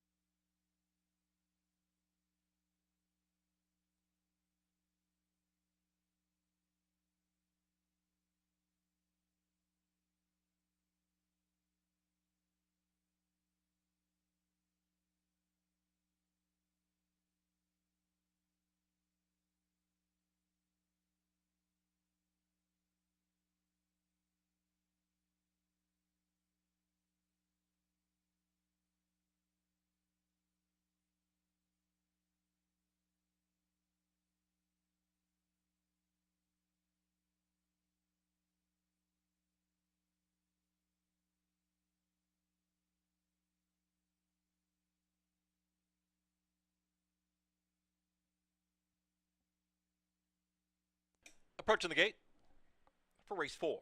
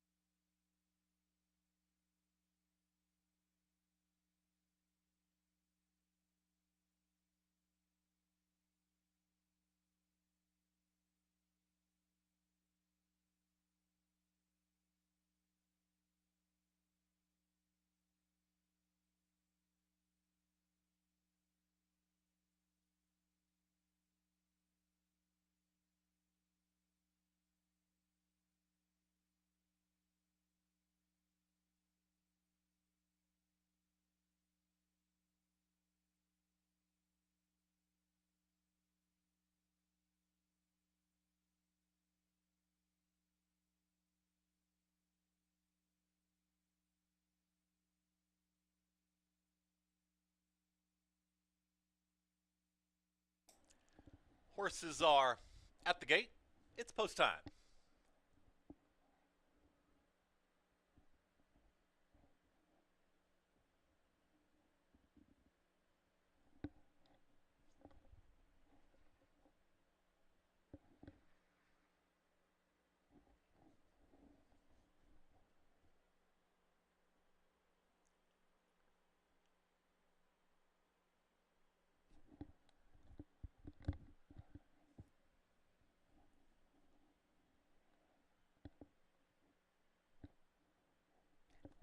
Field loading here to kick off the pick 5.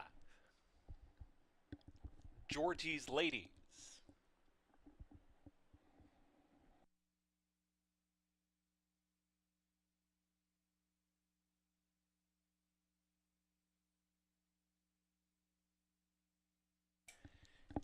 Devilly.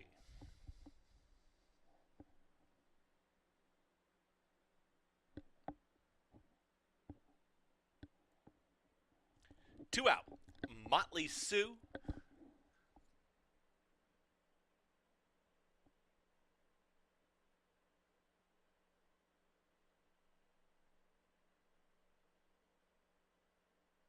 Laughter.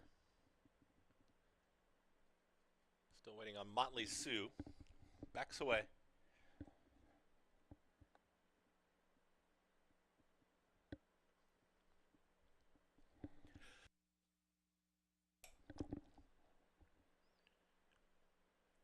And we had one flip in the gate. Might have a delay here. Horse flipped in the gate. All About Bella.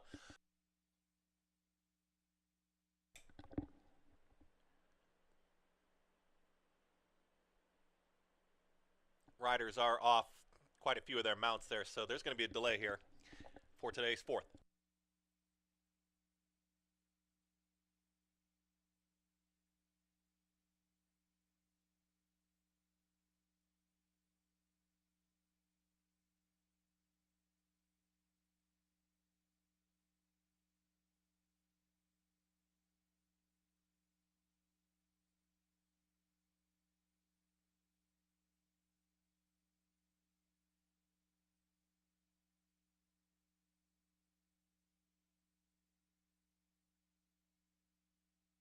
Ladies and gentlemen, on advice of the track veterinarian, scratch number 7, All About Bella. Number 7, All About Bella, will be a scratch in today's 4th.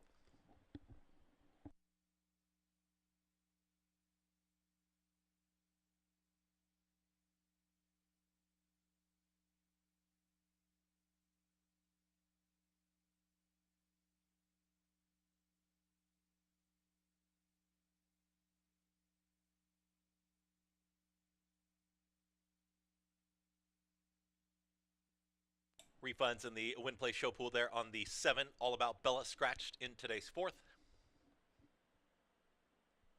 Check your tickets and watch the video monitor for any other wagers involving the 7. Short delay for today's 4th.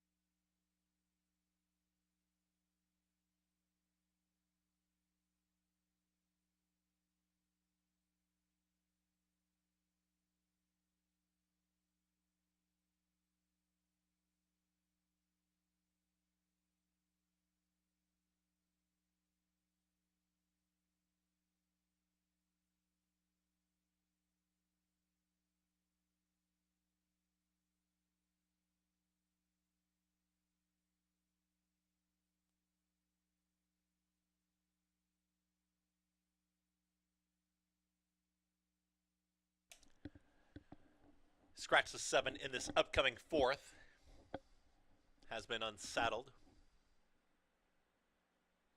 Standing in behind the starting gate. We'll reload this field.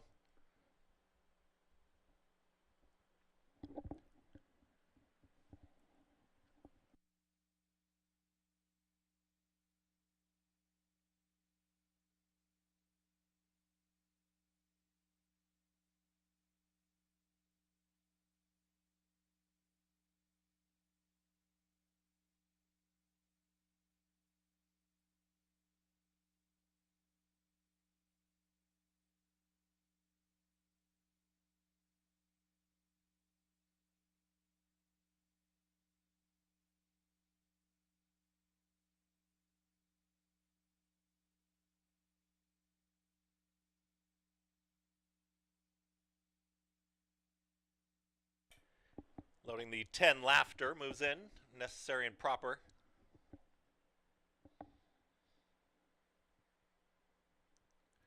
Rider getting aboard in the starting gate. Here's Georgie's Ladies. Reloading the field.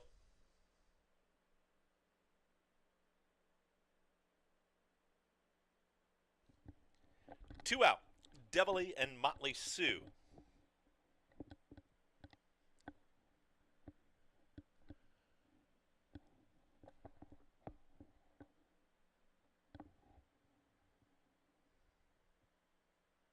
Got riders off the inside runners here. Georgie's Ladies, necessary and proper.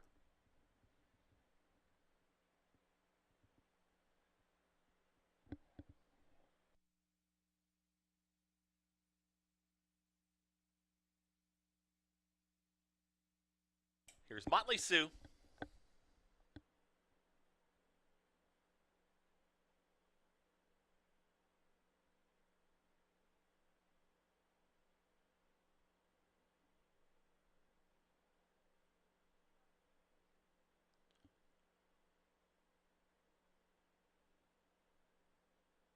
Still have riders off here towards the inside runners.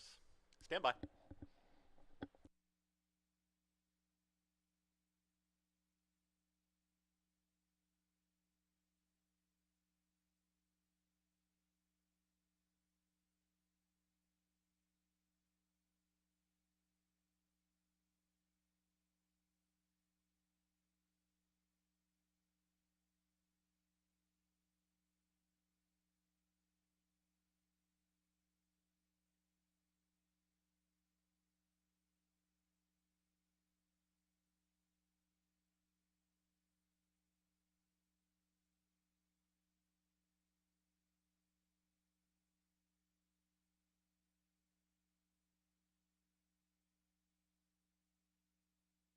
Ladies and gentlemen, on advice of the track veterinarian, lead scratch here in today's 4th race. Scratch the 3 Georgie's Ladies. The 3 Georgie's Ladies is the late scratch, backing runners out of the starting gate. Scratch the 3 Georgie's Ladies.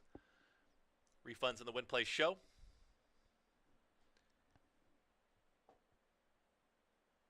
Riders are climbing aboard, getting set to reload. Numbers will be reset. Again, check your wagering tickets and your video monitors for any updates on wagers, including the 3.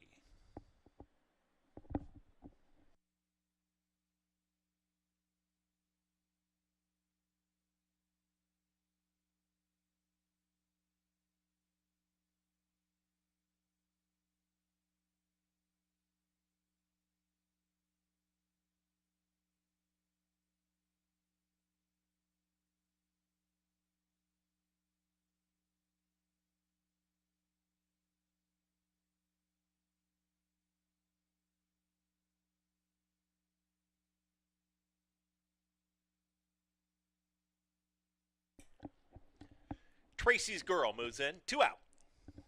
Devilly and Motley Sue. Late scratches of the 3 and 7.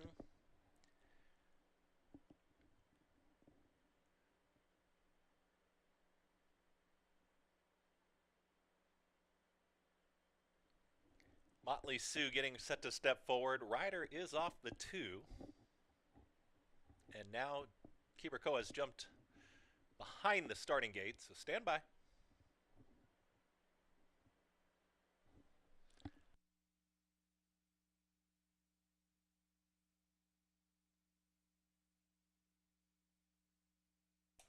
Motley Sue's gone in.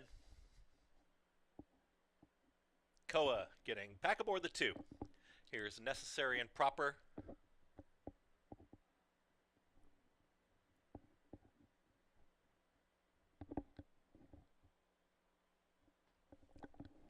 Goes in.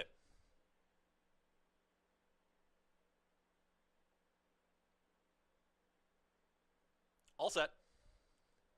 And they're off. And Necessary and Proper was off slowly. Speed towards the outside from Laughter, and Laughter's right there with Tracy's Girl. Also, Motley Sue is in that early mix with Devilly. Slow starting Necessary and Proper is at the back end of the field. Just having to now check and get steady just a touch was Motley Sue is out of that leading group as they work up the backstretch. And to the inside, it's Tracy's Girl. Tracy's Girl has now secured the front, is up by a neck. Right there, the challenge from Devilly towards the outside. 3 wide is going to be Laughter, 23 seconds flat for the opening quarter mile.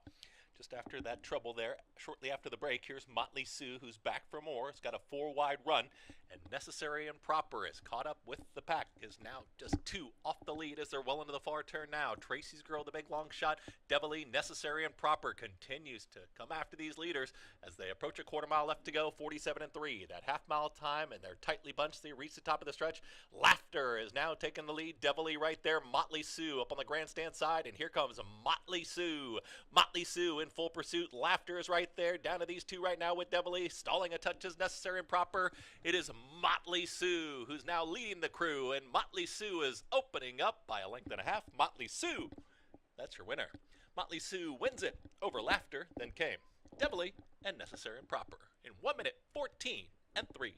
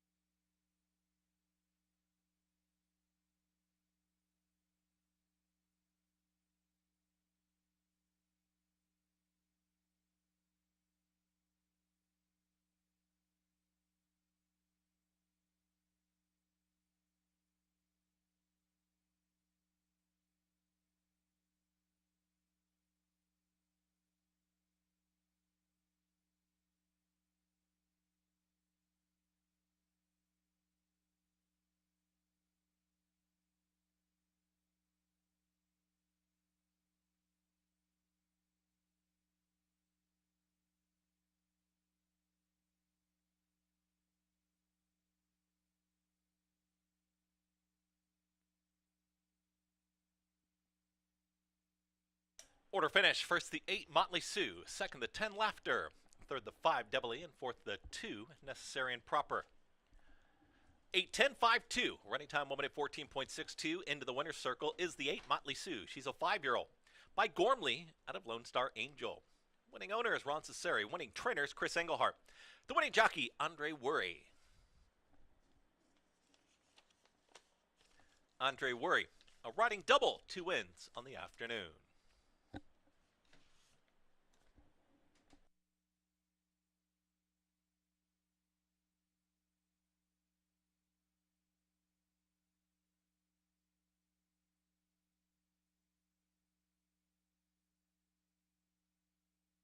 Race official. $2 double 5-8 17.60. Constellation doubles 5-3 5-7 290. $2 exacta 8 with 10 31.20. 50-cent trifecta 8-10 3 6-5-8 was 17.50. Pick 3 Consolation pick 3, 653, 657, $3.25. In the pick 4, 7 with 6 with 5 with 8, 404 returned $1,230 even.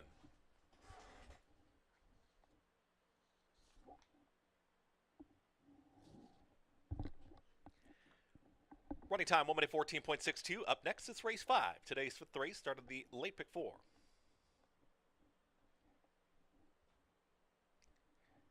Late pick 4, race 5, 6 furlongs in 22 minutes.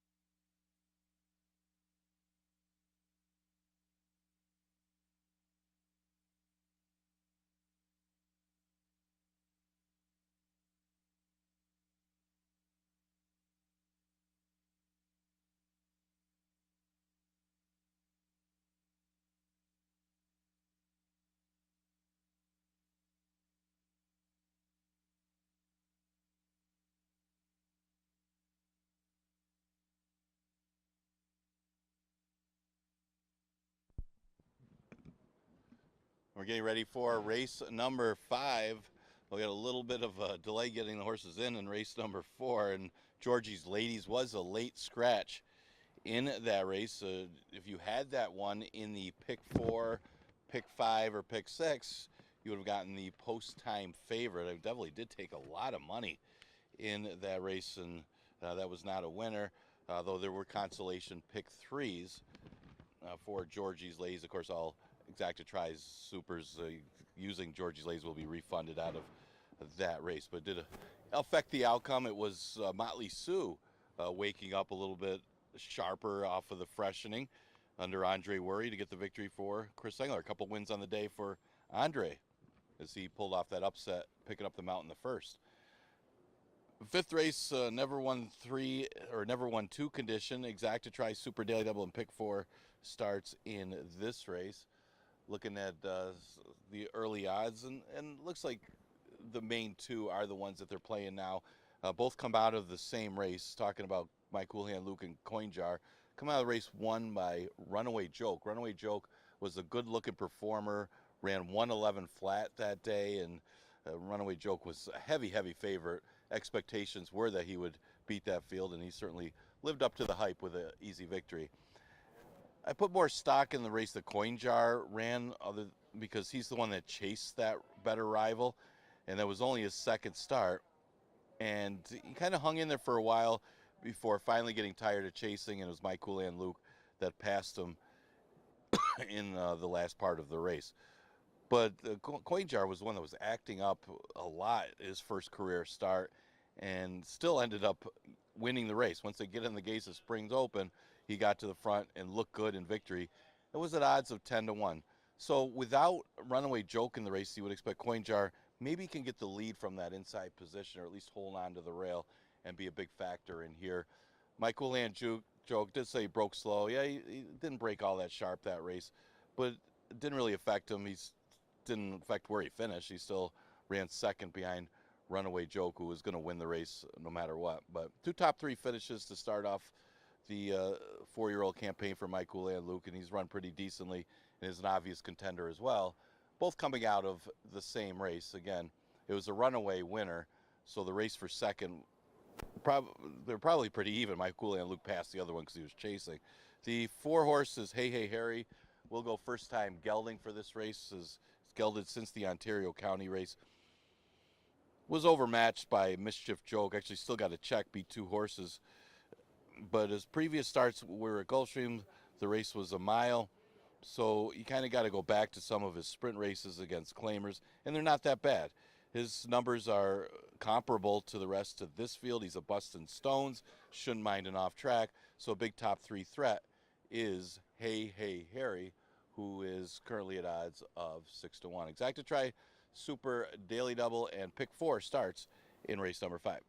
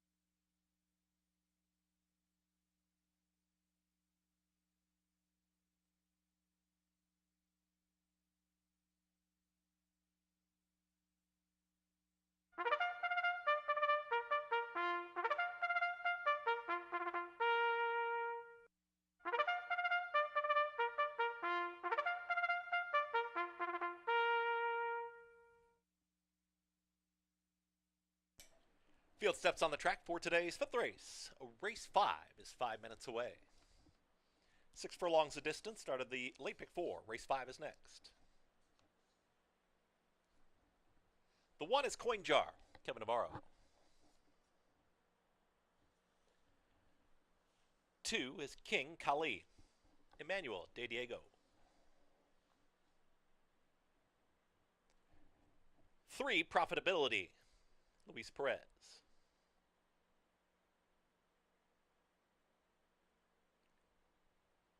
4 is Hey Hey Harry, Jackie Davis. The 5, Enticing Prospect, Kibrakoa. 6 is My Cool Hand Luke, Jeremiah Flores.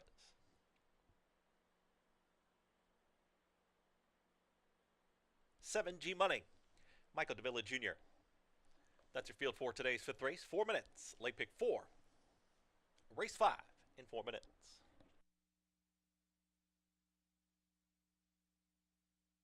Don't forget to download your free Finger Lakes Equibase programs for every racing card at fingerlakesgaming.com. Available after 5:30 p.m. and live racing is Monday through Wednesday with a post time of 1 o'clock. So download your free Finger Lakes Equibase programs for every racing card at fingerlakesgaming.com.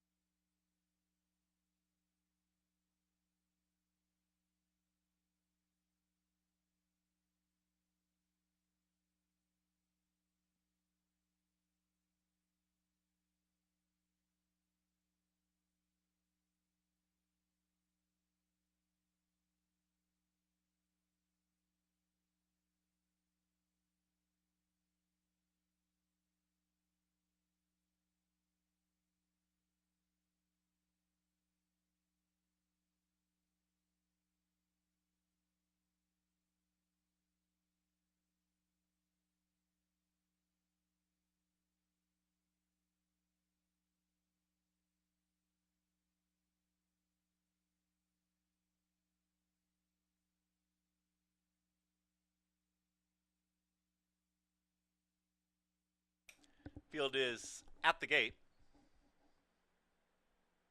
Post time. Post time for today's fifth. Start of the late pick four.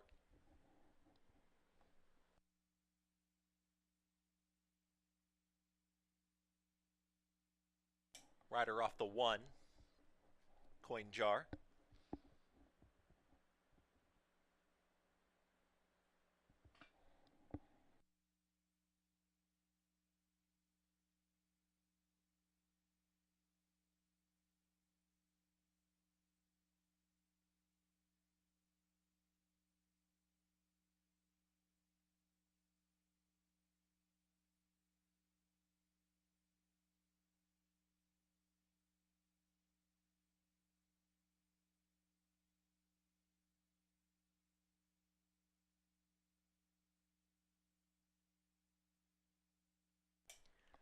That was the one coin jar loaded without the rider. Kevin Navarro will climb aboard. In the starting gate, Profitability moves in.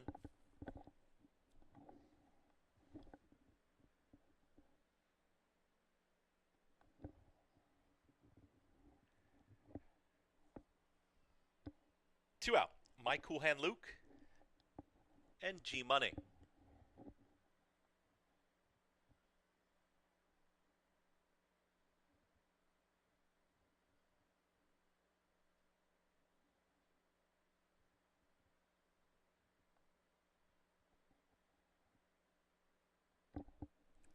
G Money to the outside. And they're off. Good speed from in between horses, Enticing Prospect. And there's Coin Jar, and Coin Jar emerges with the front end, but tightly bunched here as they all want a piece of the early action.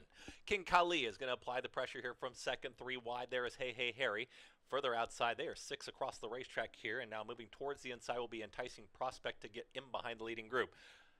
Hung out on the far outside is My Cool Hand Luke, and very wide is going to be G Money. The lone trailer is Profitability. They are 5 across the racetrack as they get set to work into the far turn. 22 and 3 for a pumped up opening quarter mile.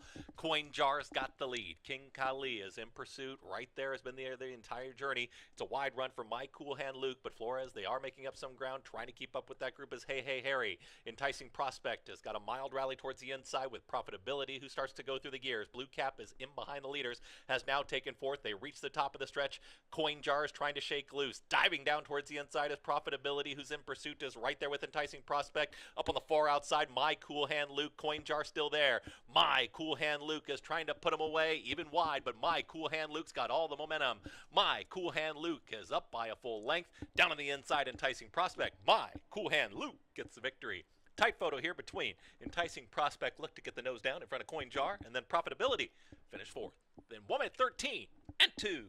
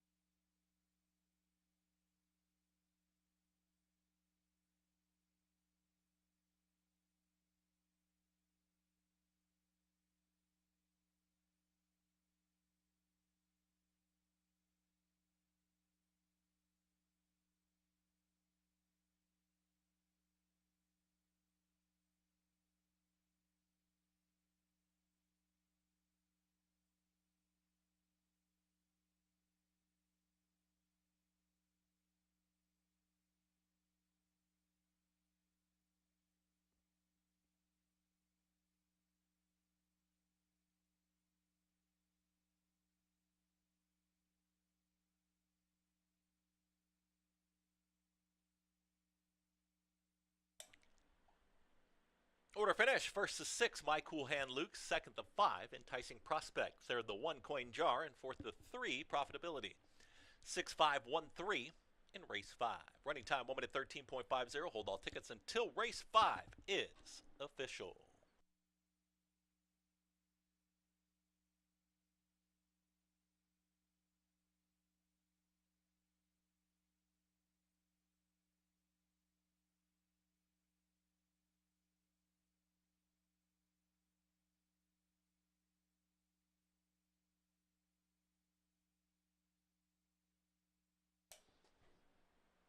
Into the winner's circle is the 6, My Cool Hand Luke. He's a 4-year-old gelding by Frank Conversation out of Sakura, Ballerina. Winning owners, Alan C. Hallett. Winning trainers, Paul Barrow. Winning jockey, Jeremiah Flores. Race 5 is official.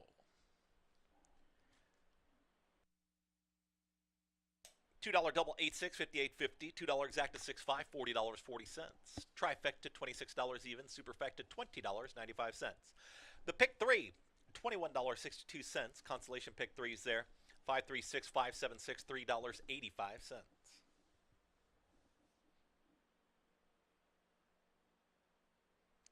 Final running time, 1 minute 13.50.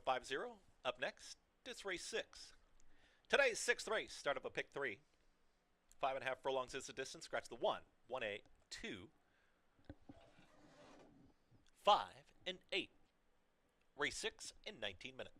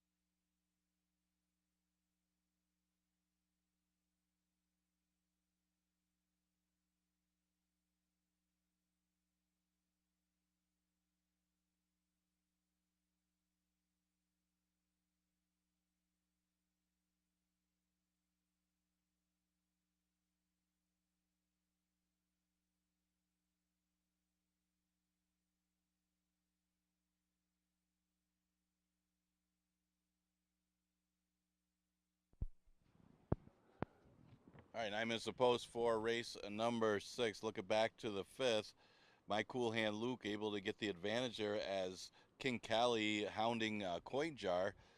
My cool hand Luke able to range up on the outside and get the victory. That was Jeremiah's Flores for trainer Paul Barrow, 5-2 on that rival to start off the pick 4. Did get some scratches in this 6th race. Scratch both parts of the entry, couples therapy, and a late scratch of escape mission. Also scratched the 2, money making Kaz. Scratched the 5, Nemo's Fortune, and scratched the 8, Uncle Vic. So we are left with a field of 7 in race number 6 of this never won 3 condition. Looking at a couple of the horses that are dropping down in class from the 11 to 9 level. You got Golden Them Hills coming off a 4th place finish in a race won by Baybank. Actually, a few of them come out of that race won by Baybank. Barfly is the other one that drops back down to 5,000. Actually, drops to an all-time low and is getting a lot of play at 9-5. Only question with Barfly might be this 5.5 furlong distance. You look at the 7 Golden Them Hills, maybe a now or never type situation for this one, as he was tailing off a little bit. The horse was running pretty decently against allowance horses. Only 3 1/4 lengths beaten by Sharpaz when Sharpaz was sharp. That horse ran 105 that day back in May. Came back and ran 4th and did have a troubled trip. Was blocked behind horses. Finally got free and couldn't get there after that. It turned out to be a key race. Not that I put much stock in that, but Superb Surprise was the best winner. Flash Kiss, the horse that was 2nd, came back and looked good in victory. Central Love actually dropped in class to get the win, but it still turned out to be a pretty good race. Golden Hills hit an off track last time, didn't run badly, just didn't really have any kind of late kick, just kind of flattened out, was in a good position and was a little bit wide, but flattened out after that and just kind of hung around to be 4th. So wasn't a great run for him in the off track, but maybe good enough that he could be competitive here against 5,000s. He's winless on off tracks in the past, including that race, but that race might still be good enough to put him right there against these bottom claimers. He's at odds of 5-2. Now, talking about Barfly, looks like he's going to be the favorite in the race. He's at 9-5. The question really is the distance. He's cutting back after a couple route attempts, and he's a horse that in the past was better going longer. So really the sprint isn't his thing. Now, he did win going 4.5 off, coming in here with a little bit of a fitness edge, and that was the big thing, that fitness edge and just being against better competition at the time. He won a maiden special weight, and that was it. There wasn't really any true really good speed horses in there that he was able on sharpness and fitness to stay close. Then he followed up with a win in the sprint against the 11 to 9s. Again, fitness edge on those rivals, and the race wasn't that tough. Well, he was claimed and then stepped up against allowance horses, and relatively speaking, he didn't run that badly in that race, but it was a rout, and so was the last race, and he didn't fire at all. And that was the issue with Barfly, is what happened last time, a race that he was supposed to win. It was a much weaker group than the race before, and he got the lead. It wasn't like he went that fast and ended up fading to lose by double digits. He cuts way back in distance, gets a much easier field in 5,000. But the big thing is the distance too, as well as a bad last race. But maybe he's still good enough to beat the 5,000 claimers on the drop in class. You just go back a few starts, he's probably good enough to beat most of these. The 1A the 1A was scratched, so you probably have to look at a couple long shots for 3rd and 4th. Those seem to be the main 2 coming out of the 11 to 9 races. The Zuka race is getting some action, but let's face it, that race last time, it was almost like the race was written for Zuka race, as it was 5 furlongs. The other speed got off slowly, and he ended up getting the lead because of that. And at 5 furlongs getting the lead, he was still life and death to beat a much easier field. Yes, he did win on an off track, but he didn't beat anything that day. So much tougher today for Zucker race. Maybe he gets a little confidence from that race, but he's going to get a little overbet in this spot. He's at odds of 4-1. Look at a couple closers. You got Lucky Mucho Man should be closing ground, and so should Thundering March. Thundering March coming off 2 straight second place finishes. Last time against Norgay, who had been facing tougher earlier in the year, and the other second behind Redemption Road. Unfortunately, he's more of an underneath type because of his running style, but it looks like the track has changed since the early part of this card, where the speed looked awfully solid. Now we're seeing horses able to come off the pace as it even out, so that helps a horse like Thundering March, who should be closing ground. Same thing with Lucky Mucho Man, who comes out of the same race, the Bay Bank race, as Golden Them Hills. He wasn't able to close that day on that muddy racetrack, so he drops down to 5,000 as well. He's another one. Look for him to rolling late. You know, figure one. He does have a win on an off track, and considering we're in the 3 lifetime, half of his wins were performed on an off track, but they got to back up to him. And not a lot as much speed in here. Now you got Red Hot Lincoln and New York Riesling as the 2 speeds in this race, with Zucker Race trying to keep up with them as well. So at least you got a little bit to run at for a horse like Lucky Mucho Man, who probably will be sitting back and making a run. Same thing as Thundering March. So that's kind of the complexion of the race here in race number 6. Exacta Tri Super Daily Double and pick 3 starts. Again, scratch the 1 entry, the part of entry, the 2, then the 5, and the 8.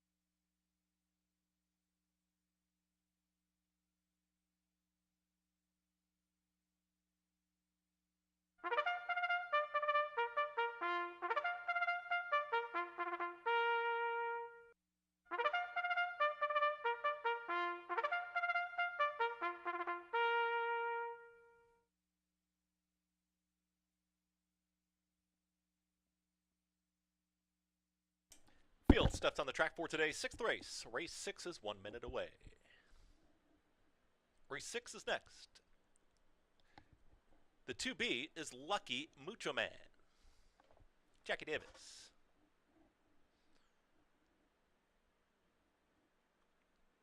3, Hot Rod Lincoln, John C. Barrios. 4 is New York Riesling, Nazario Alvarado. 6, Zucker Race, Under Worry.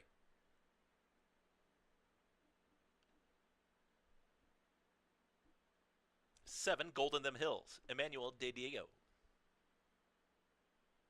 9 is Barfly, Heman Harkey. The 10, Thundering March, Luis Perez. That's the field for today's 6th. Late pick 3. Race 6 is next.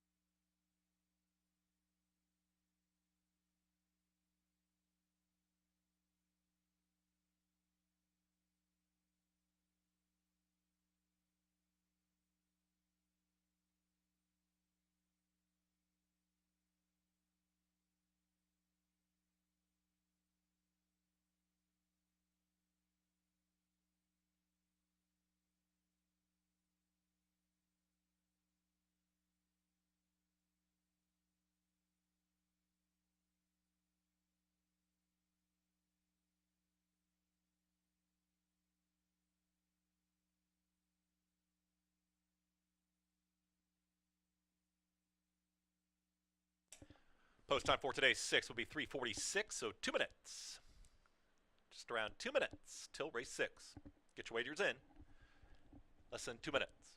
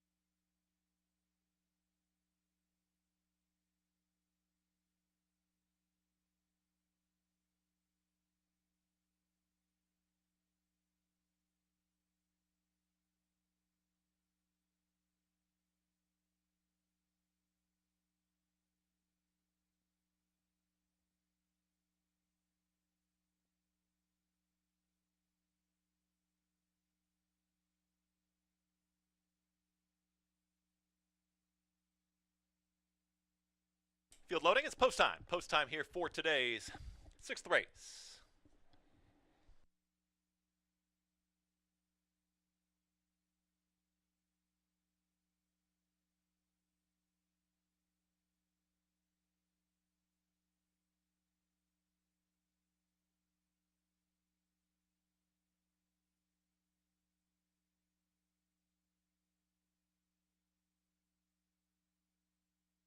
Working with the 3 Hot Rod Lincoln, first to go in.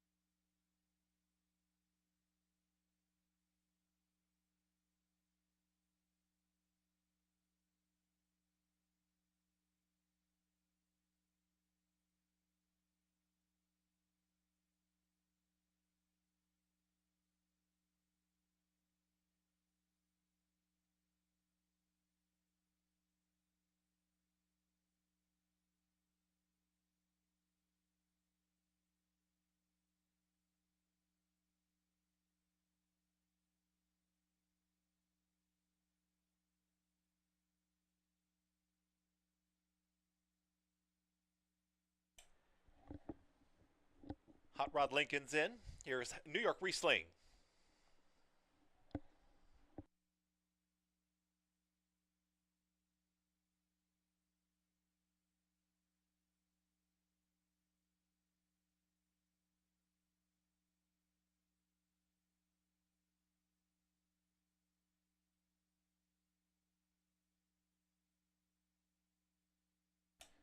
Gold in Them Hills.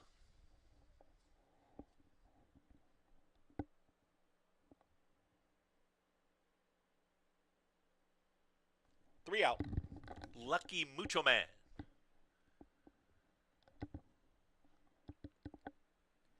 Barfly.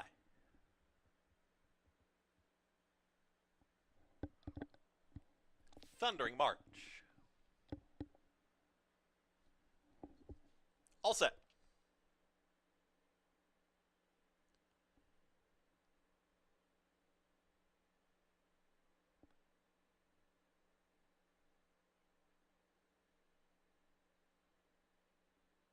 And they're off. Tightly bunched here, and in between horses, Gold in Them Hills now emerges with the front end. Towards the outside is Lucky Mucho Man, trying to apply the pressure and also trying to be in the early mix. Here comes New York Riesling with the early action. Tightly at the rail is Hot Rod Link, and they fly early. Top 3-0 right now. It's going to be Gold in Them Hills, who's ahead in front, trying to hold that rail position. Moving on through, here comes New York Riesling, ready to challenge, and now a pace duel on the front end. They zip through that opening quarter, 22-3 for that opening quarter mile. Just in behind them, trying to rally on his Barfly, is now a challenging third with Hot Rod Lincoln, who starts to drop back. Zuka Race is looking for a way through. Purple Silks, real skimming ride. Here comes the run from Thundering March, and tailing off to the back there is Lucky Mucho Man. They get set to reach the top of the stretch. Gold in Them Hills is trying to shake loose on the front end, and Gold in Them Hills is trying to sprint clear, but had plenty of pace pressure, and down towards the inside, here comes the run from Thundering March. Luis Perez and Thundering March are trying to catch Gold in Them Hills, who's almost there, approaching the final 16th. Gold in Them Hills is looking for the line. Here comes Thundering March, still making up strides towards the inside. Gold in Them Hills is your winner. Gold in Them Hills wins it over Thundering March. Then came a photo. New York Riesling with an oncoming Zuka Race. Final running time, 1 minute 6-3.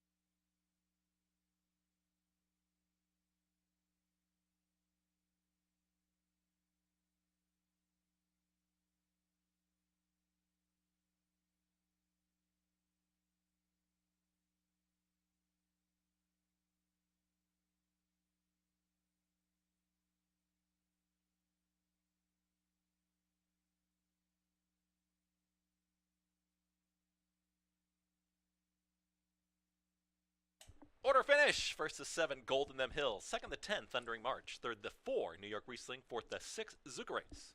7-10, 4-6 in race 6. Winner is the 7, Gold in Them Hills, a 4-year-old gelding by Central Banker out of Holy Gold. Winning owner is Seacoast Thoroughbreds of New England. Winning trainer is Ralph De Alessandro. Winning jockey Emmanuel De Diego. Race 6 is official. The double, $20.20, 10 cents superfecta, $14.95. $2 exacta, $21.60, trifecta, $17.75. Final running time, 1 minute 6.75 seconds.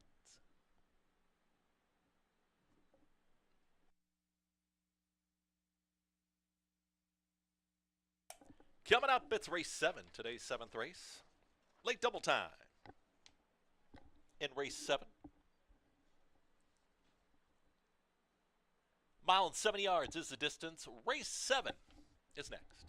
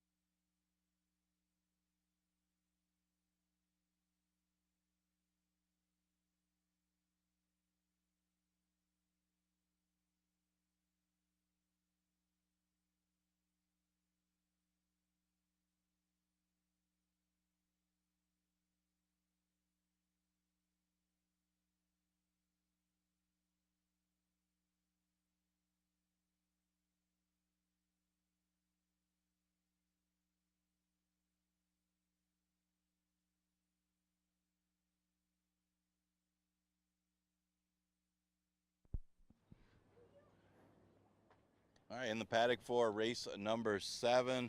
Big thing was the drop there for Golden Them Hills.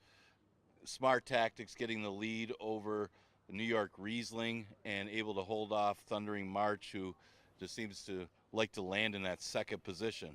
But the Barber Emmanuel Di Diego getting that one home for Ralph D'Alessandro. They found that one late, went off at odds of even money. We'll start off the late pick 3. 7th race, an allowance event, never won 2 condition. Exacta Tri Super and Daily Double offered in here. Good competitive race. We'll consider this one our feature race of the day, and it is such a good betting race with some good quality horses and no real standouts in this race. I did lean towards the 2, Eric from Miami, who should like an off track. I mean, has had 4 starts in it with 3/3, but breeding wise, should like an off track. Did run 3rd in his local debut when he ran against the 2 Lifetimes, and did break a little bit slow. Maybe led to his undoing. He did have some run left, and again, didn't run that badly. It did turn out to be a pretty good race, but so is this one. I do think he'll improve and should improve with some moisture in the track, you would think. Eric from Miami at odds of 9-2, and that's a good price for Eric from Miami. You wouldn't want anybody at a short price in this race because it might come down to the trip, as evenly matched as a few of these are. The 6 English Storm is one of 2 entered for Jeremiah Engelhart, and both of them look live in here. You got the speed of Hey Toby, and then you got more of the closer and stalker type of English Storm, who also ran well last time. Ran into Petrolo, who turned out to be best, but this one maybe compromised a little bit as he did have some trouble during the race and chased that one home. Was able to just nose out Free Folk, who's in here for the second position, but I thought he ran the better of the races because he did have a troubled trip. I mean, I like this horse at 7-1 in the sprint a couple races back, and he had a troubled trip that day. It was really the start more than anything, and then he had to try to make up the ground, and he had some run. So he got the field going long last time at Finger Lakes. Hasn't been long in quite some time. Did run a mile in the slop back in December, and that was against the 30,000 maidens. But again, he comes off a decent performance. An error-free trip, you got to figure, would put English Storm right in the mix. Questionable of how he does really like an off track. He seems like he's okay on it. He hasn't won in 5 starts, but he's hit the board in 3 of them. He's getting a little bit of action. Hey Toby, more of the speed type of the Jeremiah Engelhart trainees. Louis Rivera makes the trip to ride this one. By Alpha, Alpha's not really known for a lot of route horses. This one stretches out for the first time. But the big thing is he should be able to make the front in here. There is some other speed. He's got Free Folk inside of him, and you got In a Minute outside of him. But it depends on the pace flow if this horse is going to hang around. I mean, he's 8-1 morning line, but this horse has the best last race buyer in the field. And it comes off a victory against the 30,000 maidens and just seems to be getting a little bit better anyway. But let's see if his speed can hold. His sloppy track race in the sprint is actually the best lifetime race that he's had. So you know the horse shouldn't mind the off going. It's just more of a question maybe of the distance and how much pressure the horse is going to have to endure early. The 7 is In a Minute, one of the other ones that could have some speed in here, and maybe a long shot to keep an eye on to make it into the number. He did lose by double digits in his last race, but that was against Skylar Starship and Room Pressure, horses that kind of laid over the rest of them. And that was his first start over the track. He's had a good work since that race. It does say he's going to add blinkers to take the hood off, so they're trying something completely different in this race. And you go back to when this horse was running in New York, when he broke his maiden and then his first start against winners. Those numbers are very good. And the question is going to be this one stretching out. He'll probably have a little bit of speed too. Maybe a long shot to hang around to be in the number. Exacta Tri Super Daily Double offered in our feature race. You got about 7 minutes to post.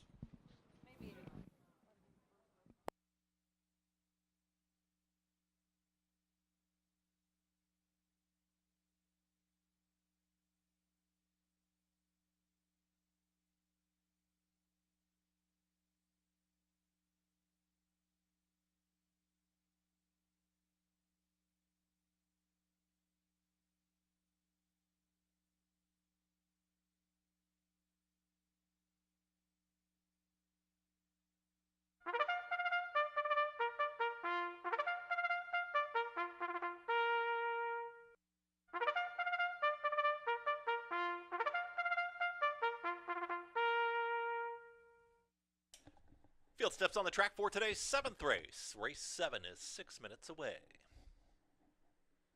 Field of 9. Race 7, 6 minutes.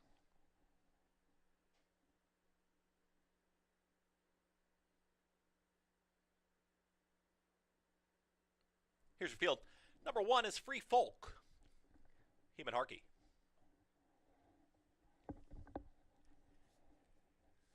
2, Eric from Miami. Nazario Alvarado. 3 is Hey Toby. Luis Rivera Jr. 4 is Solo Tonight. Luis Perez. 5, Ollie Can Dance. Kevin Navarro. 6 is English Storm. Andre Worry.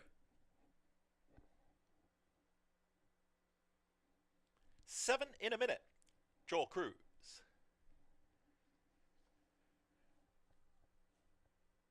8 is All the Rage. Kiberkoa.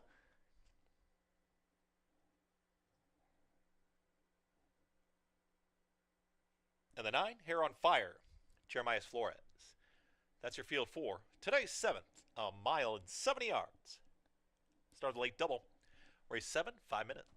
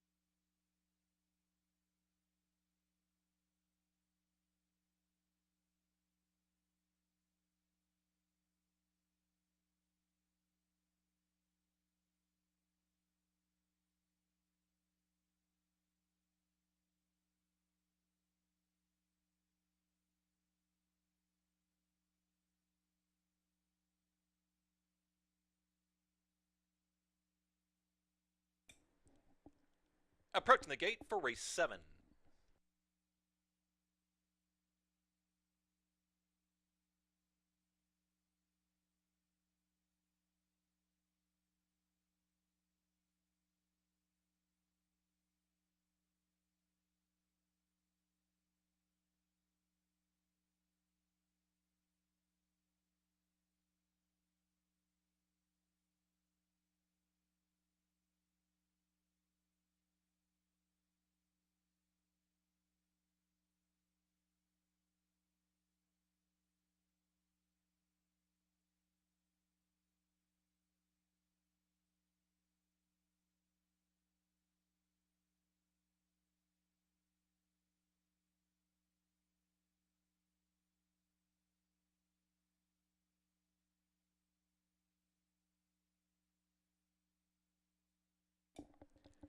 Field loading, it's post time for race 7.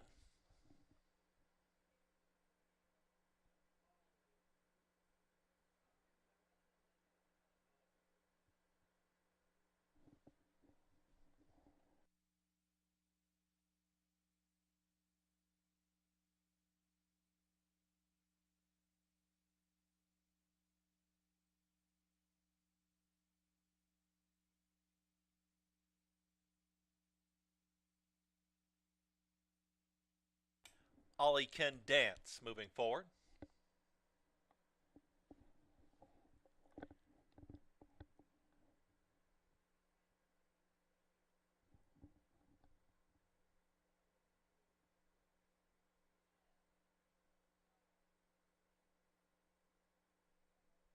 English Storm. 3 out. In a minute.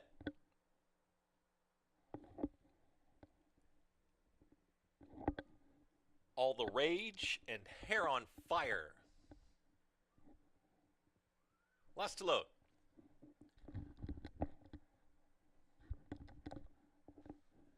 Ended. All set. And they're off. Breaking awkwardly towards the outside was Free Folk, now straightens up, and Hey Toby, Luis Rivera Jr. right to the front. From the outside, here comes In a Minute. Orange Silks is trying to join this leader, is out and about the 4-path, is going to cross over these two into that turn. Will In a Minute cross over and get the front end alone, and Will. It's In a Minute who's the clear leader. Hey Toby's going to back off here, is in second, now moves towards the 2-path and gets off the rail. Free Folk is in the red cap, is a challenging third. Out wider, Eric from Miami makes it 4. Across the racetrack here as they hook up with the backstretch, and behind them English Storm is tracking from 5th, also out in the middle of the track. Then another 3 lengths back there, and the pink cap is All the Rage. Working through the field, Hair on Fire is towards the back end, the 2 trailers Solo Tonight, and Ollie Can Dance is the trailer. 23 and 4 for that opening quarter mile. In a Minute at 17 to 1 is the leader. It's In a Minute who's in front. Hey Toby starts to inch back closer with less than a half mile to go now. It's Hey Toby who's in pursuit of In a Minute. The long shot is still clear, is up by 2 and takes him into the far turn. 47 and 3 for the half mile time. The front 2 still right there. Eric from Miami's under a drive here towards the outside. Free Folk starts to drop back. Also trying to rally on English Storm. Far back to the rest. All the Rage is trying to rally on. Solo Tonight, Ollie Can Dance is back there with Hair on Fire. The leader is In a Minute, and Joel Cruz, they're trying to win it right now. Hey Toby with every chance is moving towards the outside as they reach the top of the stretch. Can In a Minute take them all the way? It's In a Minute. Hey Toby starts to wander, but now starts to close in on this leader, and here comes Hey Toby in pursuit, trying to hang on is In a Minute, who battles on inside the final 1/8 of a mile. Hey Toby is pushed on by from the back. Solo Tonight is rallying on with English Storm. They're running out of time. Hey Toby is drifting out towards the grandstand side. That's going to open it up for Solo Tonight. Lime Green Silks is diving on through. Solo Tonight got up. Looked like Solo Tonight gets up in the final jump. Hey Toby was drifting. It's a tight photo. English Storm was right there. Ollie Can Dance with the late rally, and In a Minute. It's a photo in 1 minute 46 and 1.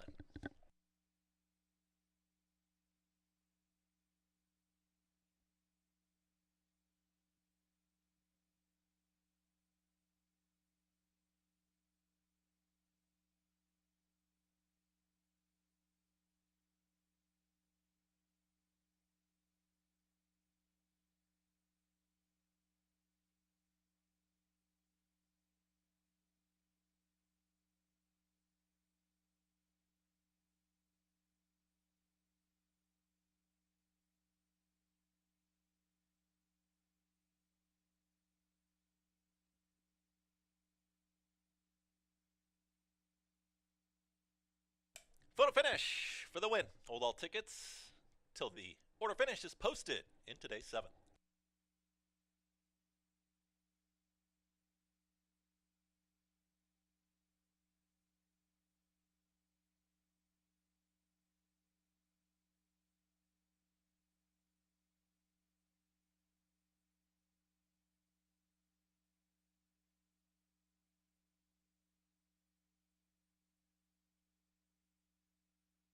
Solo Tonight gets up.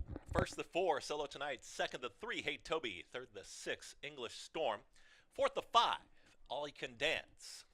4-3-6-5 in race 7. Running time 1 minute 46.33. Hold all tickets until race 7 is official.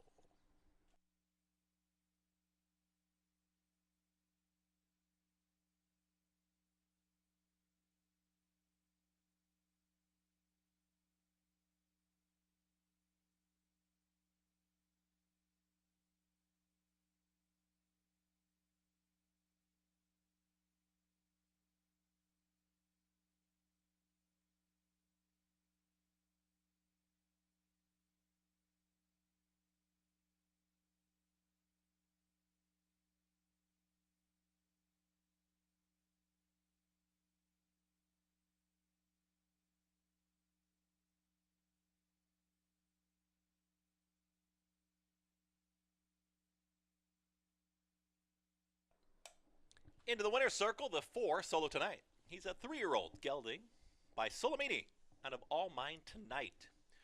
Winning owner, Michael Dorian. Winning trainers, Michael Ferraro. The winning jockey, Luis Perez.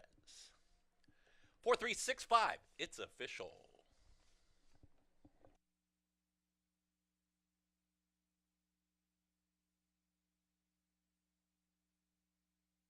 $2 double, $108.50.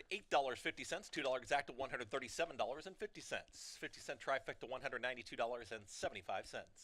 10-cent superfecta, $145.85. Final running time, 1 minute 46.33.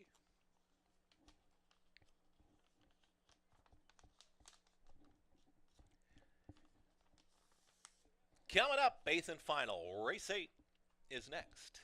Today's 8th, 5.5 furlongs is the distance in 20 minutes. Race 8, 8th and final, coming up. Don't forget, you can always download your free Finger Lakes Equibase programs for every racing card at fingerlakesgaming.com. Available after 5:30. Download your free Finger Lakes Equibase programs. And the $2,500 handicapping challenge next Monday. Next Monday, August 12th, $1,000 cash to the winner.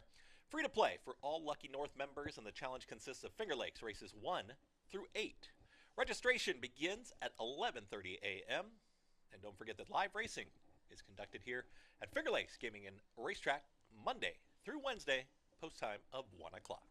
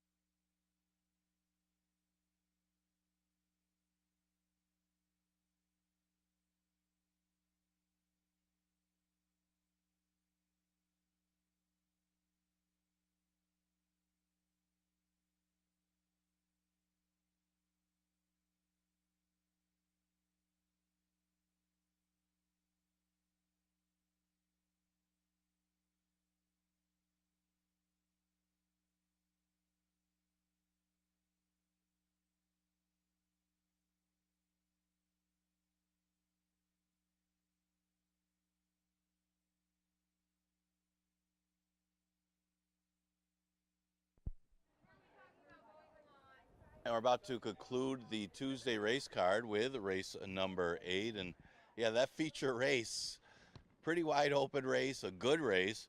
It did look like Hey Toby had that one won, measured in a minute off of that one, took over, looked like on his way to victory, and then started to bear out in the stretch, and did open it up for the 4 Solo tonight, who creeped inside of him and got up to get the victory at a big price. Big price, concluding it's Michael S. Ferraro.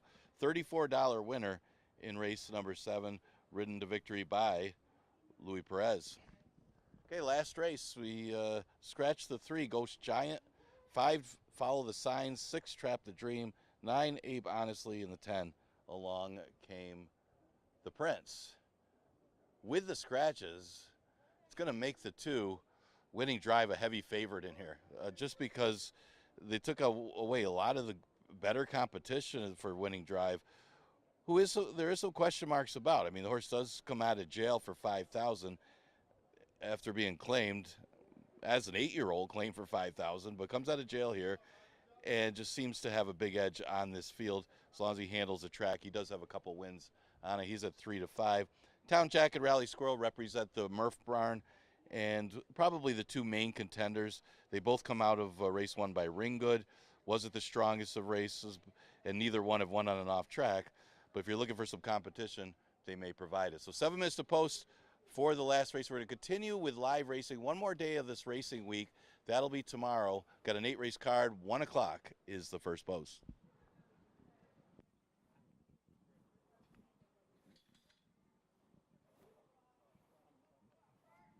You're going to be 1 to 5.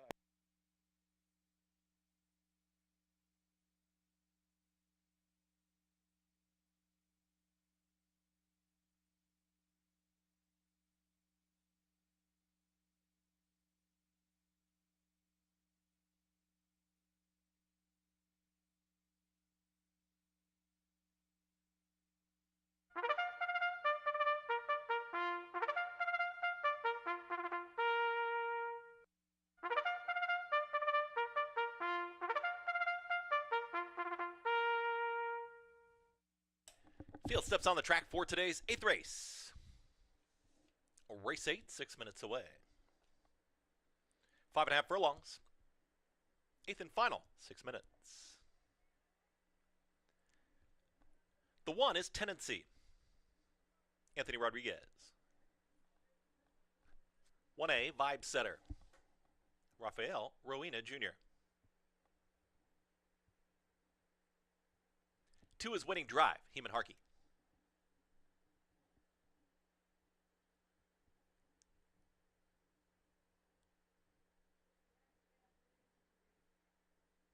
7, Town Jack, Dalton Brown.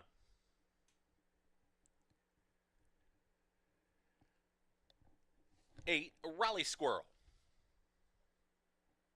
John Barrios.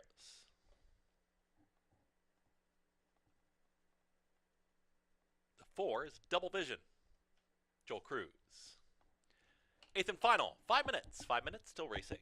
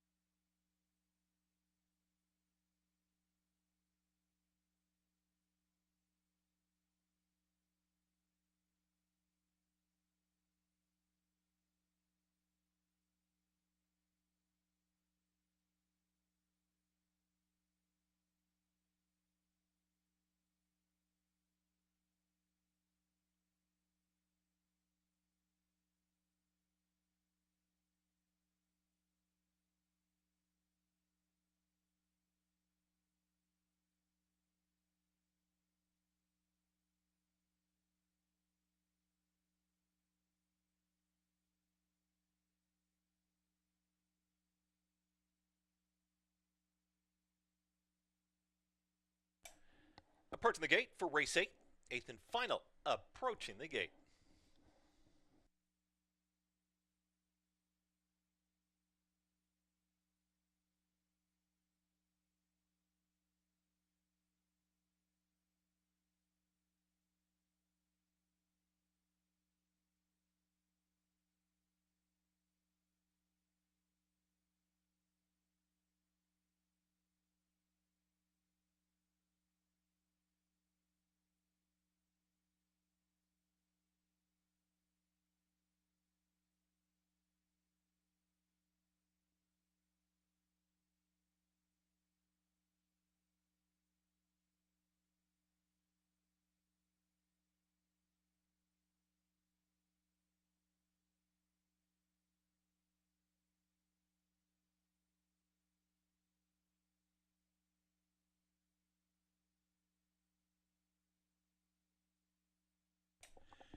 Horses are at the gate. It's post time. Post time for the eighth and final.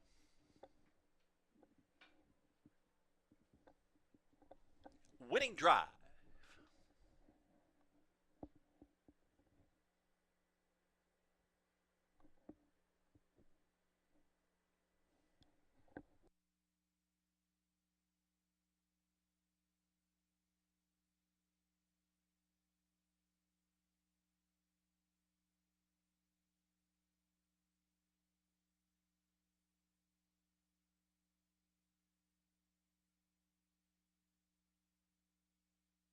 Vibe Setter goes in.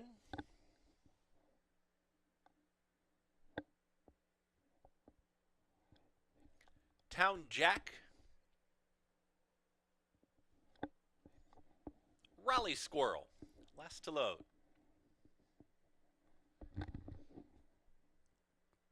All set. And they're off. Speed from in between horses, there's Tenancy. Tenancy's got the early lead, has pressure here from Double Vision towards the inside, and now Double Vision puts ahead in front. It's Double Vision and Tenancy, and these two throw it down here in the early stages. They are 3 lengths clear. Moving through at the rail, there's Winning Drive, is progressing, is now shared third with less than 4 furlongs to travel. Vibe Setter, Red Silk's out wider, the 2 at the back. Raleigh Squirrel with Town Jack. They work into the far turn, and they zip through that opening quarter. 22 and 4 for the opening quarter mile. It was a pressured early opening quarter with Double Vision right there. Winning Drive is going to try and move through at the rail. Is there room? Here comes Winning Drive. Rail skimming ride. Double Vision is holding that spot right now. It's Double Vision, and Winning Drive is just having to steady as they've got less than a quarter mile to go. Double Vision is going to try and fend off the drive from Winning Drive, who tips towards the outside, is going to rally on the grandstand side. Double Vision continues to find on the front end. Can Winning Drive now pick up that momentum and push on by? The favorite is in pursuit.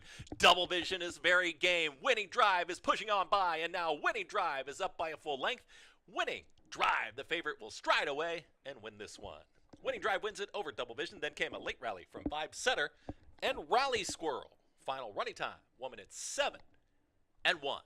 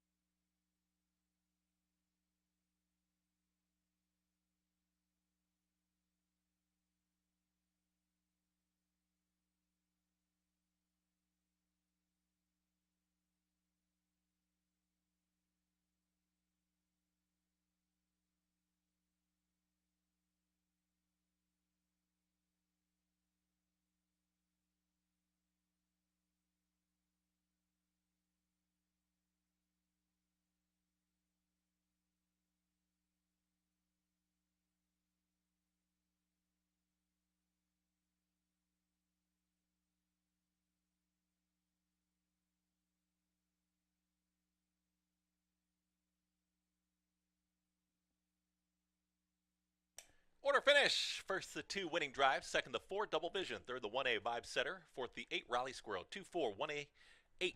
Into the winner's circle is the 2 winning drive. An 8-year-old, Gelding by Flatter out of Lillian Gish. Winning owner is Dominic Scott. Winning trainer is Richard Schaefer. The winning jockey, him and Harkey. Favorite gets it done in the finale. 2-4, 1A, 8. Stand by for prices when race 8 goes official.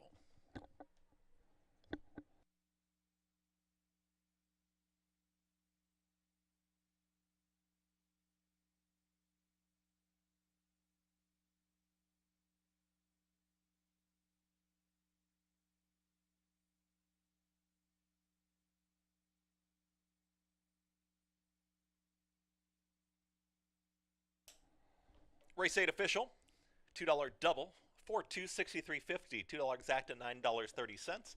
Trifecta, $12.45, 10-cent superfecta, $4.57, and a pick 3, 7-4-2, $36.75. Late pick 4 came back $185.75. Late pick 5, the pick 5 came back $1,546.75. And the pick 6, 5 of 6 returns $24.50. 6 of 6, $5,289.50. Running time, 1 minute 7.37. That concludes our live racing action here for this Tuesday afternoon. Come on back for a Wednesday. More live racing action tomorrow. Don't forget you can download your free Finger Lakes Equibase programs for every racing card at fingerlakesgaming.com. Available after 5:30. So pick up tomorrow's Equibase program for Finger Lakes. fingerlakesgaming.com. First post time tomorrow is 1 o'clock. We'll see you then for more live racing action, Finger Lakes Gaming and Racetrack.